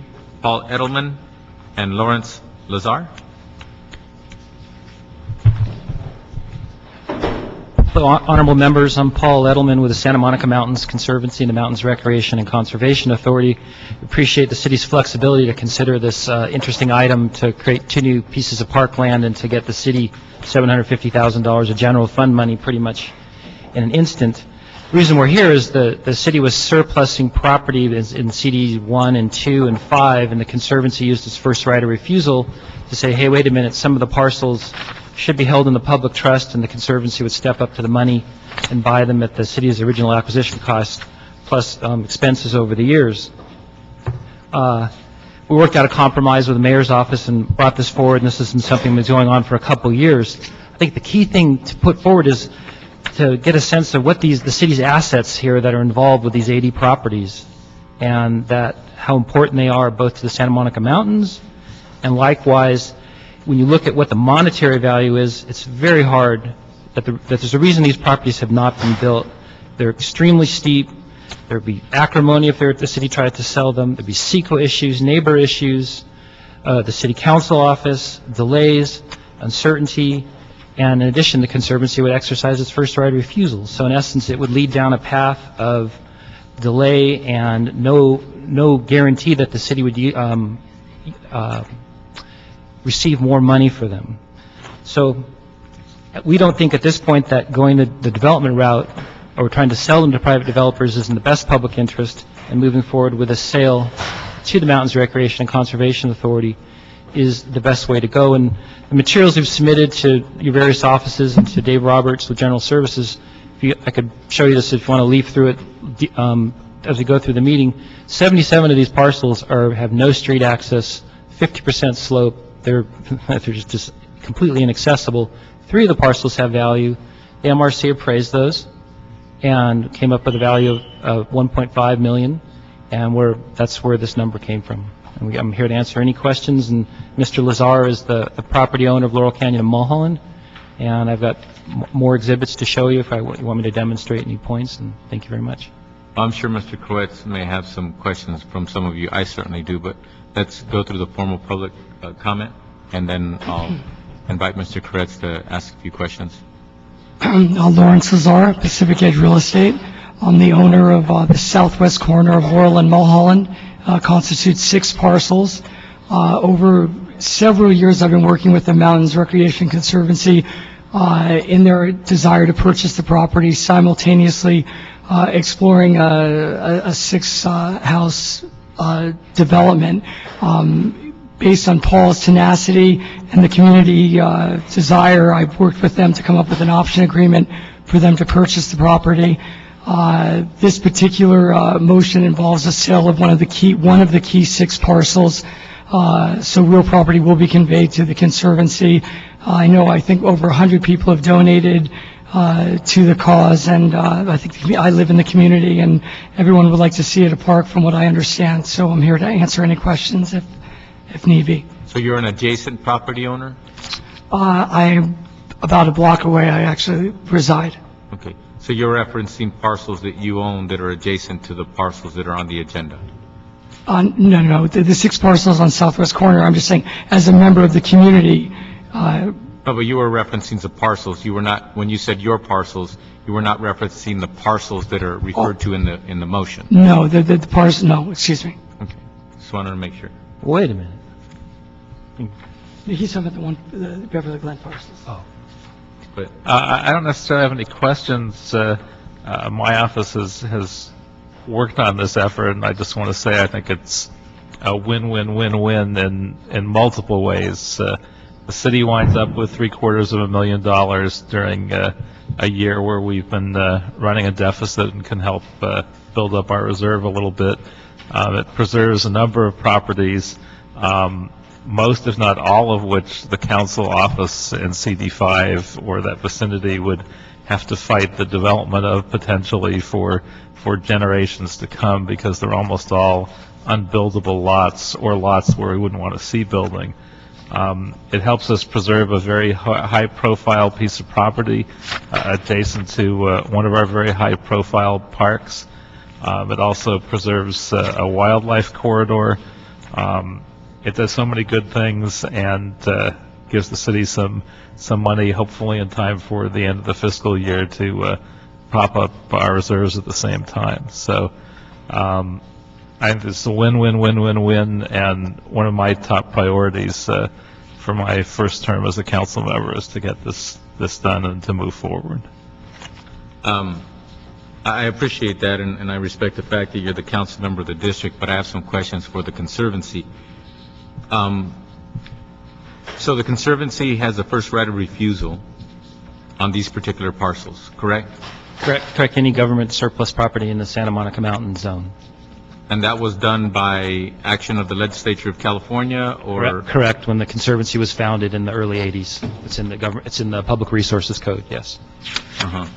And then the price that you have the right to buy it at, what dictates what price that you have the right to buy it at? Is that also the document in which created the Conservancy? Yes, it's the original acquisition price plus maintenance and operations over the course of how long that public agency held the property. Mm-hmm. And there's a question for whatever city entities involved in the evaluation of this property. How did we come up with this particular figure of 1.5 million for these parcels? Dave Roberts, General Services. We did not come up with that figure of $1.5 million. It came from the council office, and we would like to have this continued so we can do our evaluation to make sure that the number we're comfortable with. So at this point, the city The reason why that's a key question is because what was mentioned earlier in one of the other items was a gift of public funds. We are not allowed as a public entity to just come up with a figure, for example, when it comes to, in this case, a real property sale, to come up with a figure without having some form of appraisal, some formal process in which we can justify that figure. That is correct. So as I can tell right now, the entities that dictate within the city of Los Angeles or that have been given the authority and responsibility to do that sort of work were not involved in coming up with the 1.5 million. Is that correct? That is correct. Okay. And we're asking just for additional time to create a document that we... You're not saying whether or not the 1.5 million is right or wrong. All you're saying is the 1.5 million is something that hasn't been documented in a normal fashion the way the city normally documents these matters. Yeah, we're also saying we want to do our due diligence to make sure that the number that is going to be submitted for acquisition is a number that we can support. Mr. Chair, if I could just ask, where did you come up with the fact that this number came from the council office? Well, the amount of 1.5 is not a number that we ourselves provided. And well, how did it come from our office, which was never provided to you? How did it suddenly come to you from there? Where was the first time you heard of the 1.5 million? It's been probably, I'd say, a couple of months. A couple of months ago, but where did you hear it from? You heard it in the hallway at the coffee machine? You saw it in an email? You heard it from the Conservancy? Who within your department can verify how and when the GSD found out that a figure of 1.5 million was being contemplated for these parcels? I'll defer to David Pascal, our General Manager. Okay. David Pascal, the Assistant General Manager, General Services Department. We did conduct and develop some Class C appraisals, but they were developed by an individual who is no longer with the city and has left about a year ago to go to LAWA. So we're having a difficult time finding those documents at this point in time, but I think it's important for the record to note that we did do Class C appraisals on this property, and we did determine some values for those properties. We just need probably another week or so to do some research so that we can, find out where those documents are, and at that point in time, we will transmit them over to the city attorney's office. City attorney needs those documents in order to review this matter and sign off on this matter. So we just need a little bit more time to find out what the status of those documents are. And the amount of time you feel comfortable with, should we put this item over for 2 weeks? Should be plenty of time? I would think 2 weeks, and I know the council member wants to expedite this, so hopefully in 2 weeks we'll have that documentation. This is a surprise to me also that there were lost documents. Have you been in touch with our office to appraise us of this fact? Well, I wouldn't say they're lost, okay? We just have not been able to find out where the documents are currently located, and... That's lost to me. Well... Misplaced, perhaps? Well, I just want to be very candid. We need a little bit of time to make sure we can... Mr. Pascal, so basically what you're saying is you don't have any reason to believe that the documents were destroyed. You don't have any reason to believe that you're not going to be able to come up with these documents within the next 2 weeks. Basically what you're saying is you would like us to afford you enough time, as you've ascertained, that you think you need in order to get these documents in your proper possession so that you can properly document this effort, and the city attorney's office hopefully will be satisfied with those documents and we can sign. Most importantly, we need to get those documents to the city attorney. They can't complete their analysis and their sign-off without them. Okay. I'm sorry, Mr. Kretz, and this gentleman wanted to say something. Yeah, if I could add a suggestion before, assuming you want to move forward with this, I would suggest that we move forward with this recommendation, but before this actually comes to council, be sure that we have all the proper documentation, because this is a time-sensitive issue.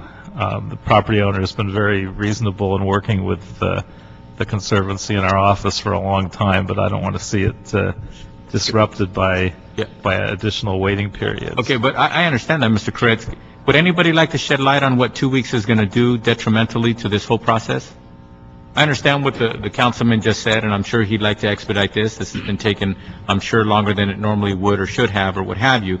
But the thing is, we're talking about property that somebody just described as sloped and it's really not useful for much or what have you. So it's really the kind of property that should be dedicated just for wildlife and so that those animals and those creatures can actually go about their business and that we as human beings can appreciate that property. So I'm having a hard time trying to figure out what the urgency matter is when we're talking about 2 more weeks. So would anybody like the joint, okay, Conservancy, question to you. What's the urgency? What's 2 weeks going to do to you guys? As long as the landowner can live with it, we can live with it. Mr. Landowner? No problem. No problem? Can I make one more key comment? Yeah. The Mountains Recreation and Conservation Authority is only willing to pay $1.5 million for the property, and that it's not a gift of public funds if the city sells property to the Mountains Recreation and Conservation Authority for more or for that amount because we're a public agency, and that if the city's original acquisition price for these properties for sure was less than $1.5 million, I guarantee you that because I've seen the General Services spreadsheets. Maybe I have the spreadsheet that they need. I mean, it's a complex document they put together with the Class C appraisals. So that's sort of the bottom line. So basically, you're just affirming your right as a Conservancy to pay X amount, and that amount needs to be justified on behalf of the city, and you refuse to pay any amount above that unless it's justified based on the terms and the right that you have as a Conservancy that was documented in the motion, in the law that was passed by the state of California when it created the Conservancy. Those two things, you're sort of mixing up the MRC and the Conservancy a little bit. The Conservancy has the first right of refusal. It will based on what? 33207B of the Public Resources Code. The Conservancy will waive its first right of refusal if the city enters into the $1.5 million deal with the Mountains Recreation and Conservation Authority. Okay. So now the question is to you. Where'd you come up with $1.5 million? We did appraisal with the MAI appraiser in late September 2009 for 3 of the 80 properties, the 3 properties that really do have any street access, and that was $1,510,000. So that's where the number came from. Okay, I'm going to ask you a question. What if somebody wanted to lease these properties? Do you still have first right of refusal? No. You don't.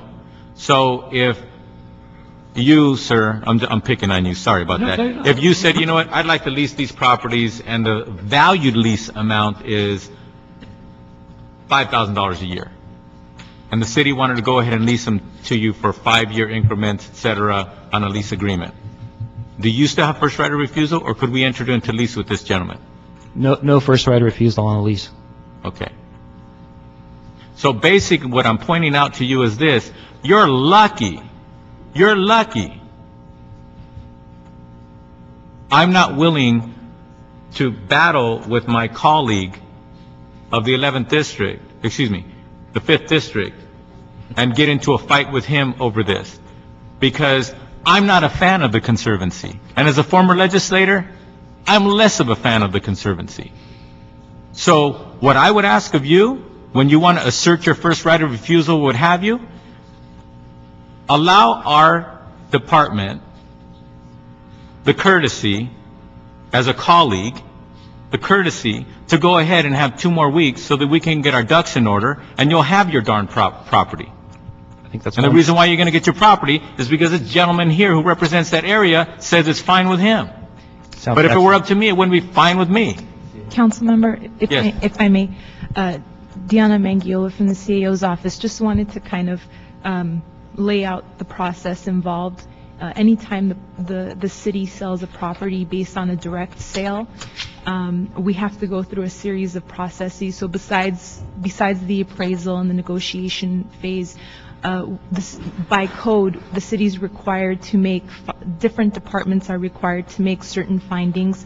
So we would still need to have the planning department make a finding and make sure that the way the sale has been negotiated is in the city's interest in terms of it doesn't have any there's no conflict with the city's general plan or the plan that exists within that area.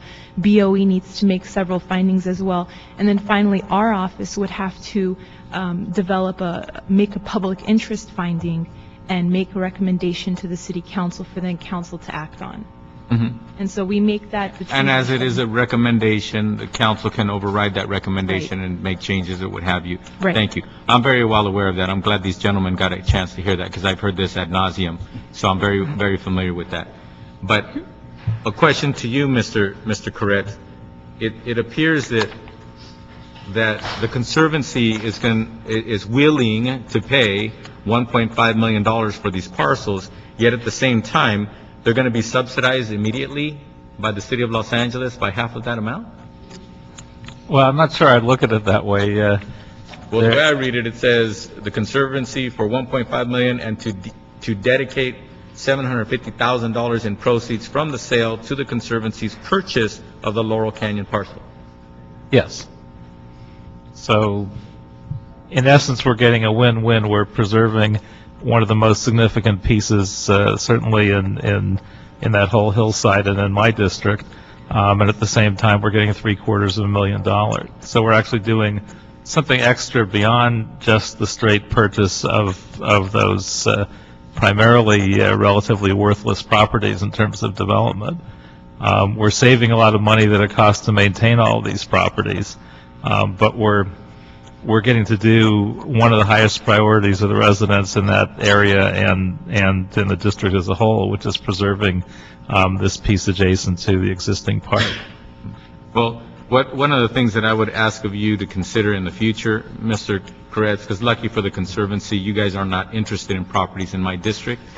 I wouldn't give you $500,000 to subsidize your purchase of property or buy other parcels or what have you. What I would do, though, is if I were the council member of this district, I'd like you to consider this. What I would like to see, since the Conservancy has received millions upon millions, tens and tens and tens upon millions of dollars to go ahead and purchase land and create this beautiful scenery that only a fraction of Angelinos actually get to experience, I would consider actually putting those funds into a fund where we can actually get poor kids whose parents pay taxes to come and experience this beautiful experience of going to visit the Conservancy, because most poor people in the city of Los Angeles may have even heard of the Conservancy and the land that they preserve and they like or what have you, and they get tens of millions of dollars to preserve and to watch over, but none of them ever get to see it. And I happen to have one of the most park poor districts in the city. Well, the one thing I would add, and that's actually a great idea, although not necessarily for this. Would you like me to make a motion to change it? Not for this. All right, not this time. Because preserving this actual piece is one of a couple of my highest priorities coming into office. So, and it is one of the few spots that's bus accessible also at Laurel Canyon and Mulholland. So. This is actually a piece that folks from beyond the district could more easily access than other parts of the Mountains Conservancy. But not a bad idea long term, because as we've started to accumulate so many properties, I think we're getting close to the phase where we should be thinking about how people can access those trails. And well, I've been thinking about it for a long time. It's just nobody's taking me up on it. Because my district, it's kind of hard for my poor communities to raise $750,000. And it's very rare for them to be subsidized with $750,000. I find it kind of ironic, a Conservancy that actually has, what was your budget last year? Santa Monica Mountains Conservancy budget was the operating budget was $1.1 million. The amount of Prop 84 funds, I don't know, $9 million. Only $9 million? For the Santa Monica Mountains. Terrible. Yeah. That's terrible. And how much over the last 10 years?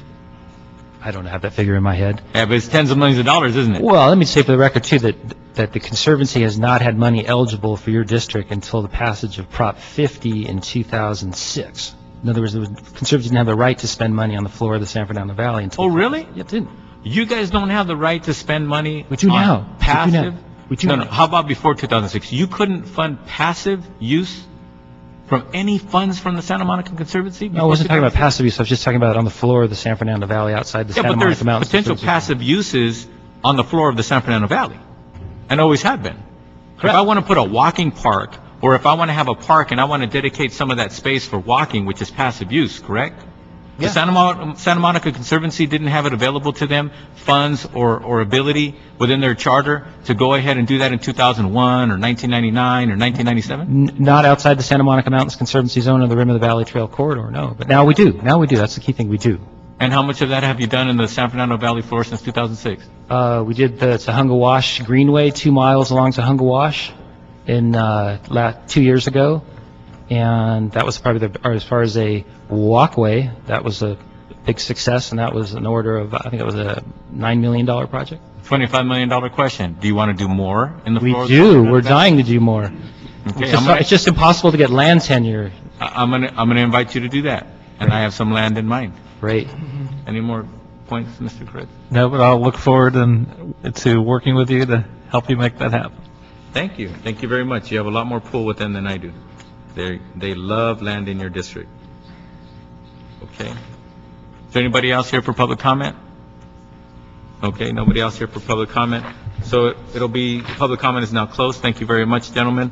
What the motion of this committee, or not a motion, but the committee will put this item over for 2 weeks to allow GSD and to come back with their information, and also should the CAO or any other entity would like to shed some light on this matter, they're also welcome to do so when this item will be agendized in 2 weeks?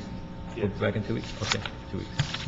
Okay. Mr. Chair, so is that a date certain for your next meeting in 2 weeks? Yes, 2 weeks from today, right? And that is May 4th. What's that? That would be Tuesday, May 4th. Tuesday, May 4th. Okay.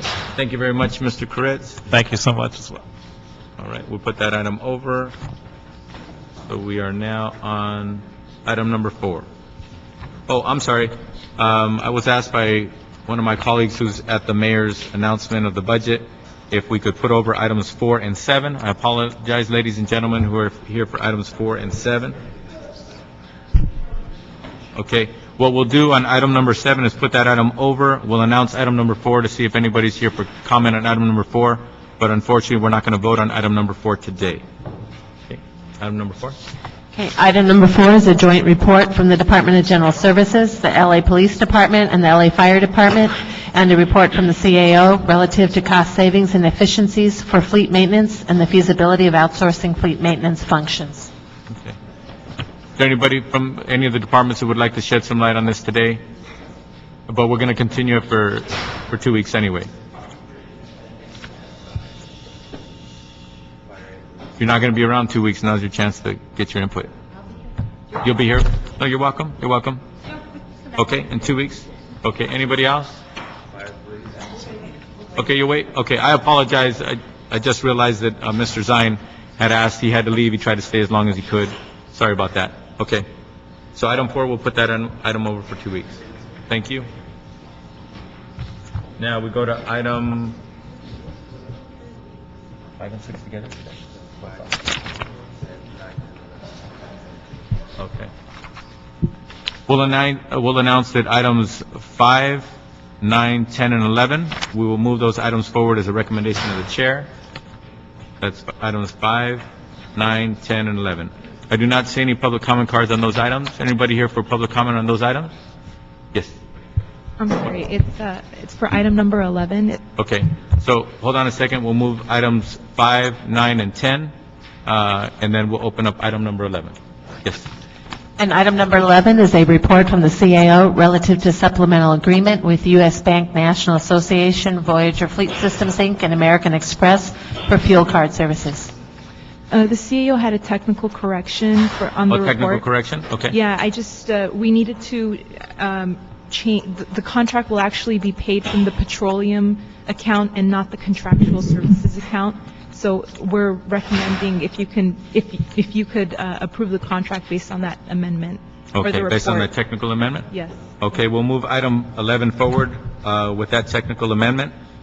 And there are no public comment cards on item number 11, so public comment is closed on item number 11. Item number 11 is moved forward with that technical amendment.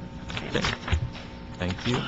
So now we have in order item number 6. And item number 6 is a motion, Perry Rosendahl, relative to a proposed ground lease between the city and the Little Tokyo Service Center Community Development Corporation for property located at 237 to 249 South LA Street to facilitate the design, construction, and maintenance of a proposed multipurpose recreational facility. Okay.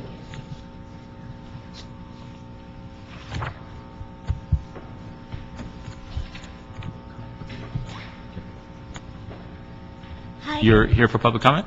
Oh, you are? Okay, we're going to open it up for public comment. You can stay there. There's only one public comment card. We have General Jeff. Yes, sir. Okay, welcome to come forward. Good afternoon. My name is General Jeff. I'm a community activist for the Skid Row community. I'm also on the board of directors for the Downtown Los Angeles Neighborhood Council. Previously, before today, on behalf of the Skid Row 3 and 3 Street Ball League, we've pledged our support for the Little Tokyo community and the building of this rec center that we could hopefully one day utilize in a multitude of ways. The Skid Row community and the Little Tokyo communities are neighboring communities, and we're looking at this one particular parcel as being the impetus in terms of bridging the gap into two diverse yet culturally rich communities that have enormous possibilities.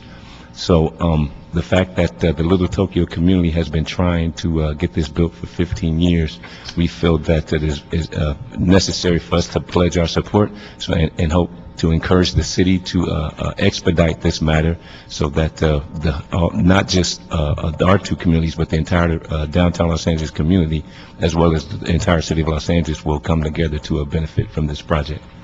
Thank you. Thank you. Thank you very much. Is there anybody else here for public comment? Seeing and hearing no one else for public comment. Public comment is now closed on item number 6. Okay. Thank you, sir. Thank you. Bye. Hi, good afternoon. Marie Rumsey here on behalf of Councilmember Jan Perry, and I'm here to ask for your support on the motion and for the authority to go forward and execute the ground lease, and we hope to be back before this committee very soon with the ground lease for approval. Okay. No comment? No comment. You sure? You're already here. I just want, real quick, my name is Scott Ito, and I'm with the Little Tokyo Service Center, and again, as Marie had stated, we've been working on this project for, I'd say, close to 20 years now, and we just want to have the opportunity to get to first base with the, begin negotiating the ground lease and initiating this process and build this beautiful facility one day for the community. Okay. Thank you very much. Okay. So this motion has everything to do with the ground lease on this particular site. And so with that, this committee will instruct GSC to work with the CLA, the city attorney, and the BOE, and other departments as necessary to prepare a ground lease and report back to this committee. Anybody have a time frame? 60 days. 60 days? Okay, as recommended by the council members of the district or staff? Okay, so we'll see that back to this committee within 60 days. Okay. All right.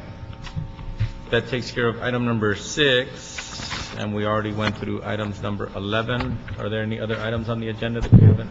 Item number 8. 8? Okay, we'll move now to item number 8. Number 8 is a motion, Perry Parks, relative to instructing the Department of General Services to provide a status report on the Los Angeles Mall's financial situation, including the total operating costs and the total revenue generated by the mall. Okay. Yes.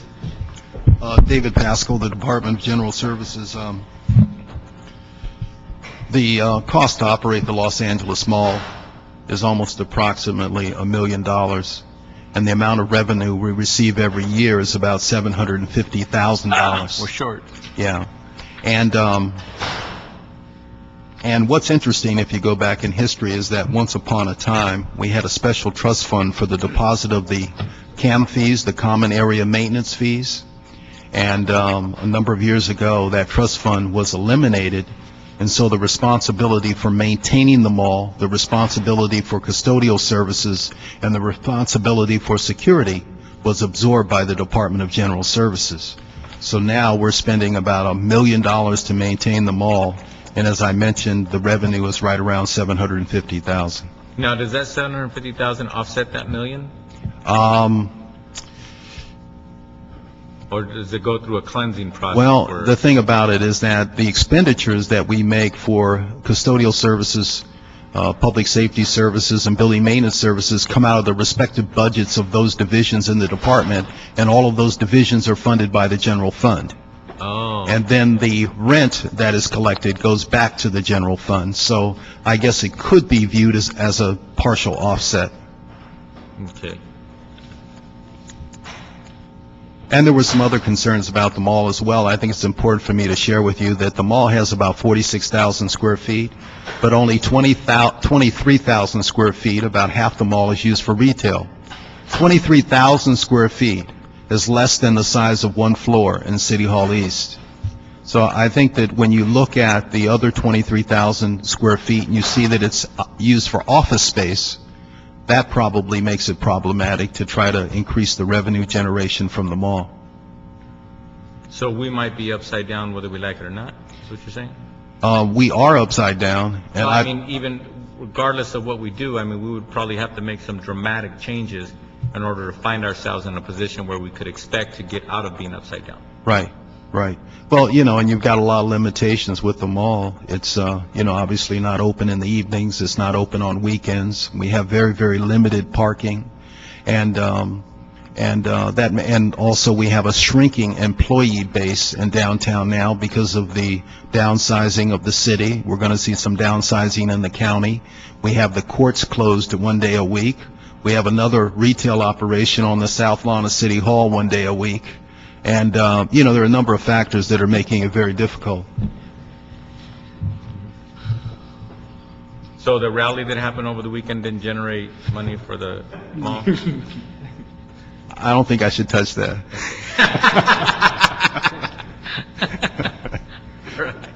Okay. So the motion is requesting that GSD report back in 45 days. You gave us a broad overview, Right. 750,000 income, $1 million in expenditures. So perhaps you can get back to us in the next 45 days on delineating for us the details so that we can together, I guess, contemplate how to proceed. What could be done? I mean, what could we actually do to address the issue of being upside down at this facility? Mm-hmm. Will do. And if you have any recommendations, please bring them. Okay, I will. Okay. All right. Thank you. All right. Is there anybody here for item number 8 for public comment? Public comment on item number 8 is now open. See no one come forward. Public comment on item number 8 is now closed. With that, GSD is instructed to come back within 45 days with a report on this item. In addition to that, we now open it for general public comment to this committee, since we've gone through all the items scheduled on this agenda.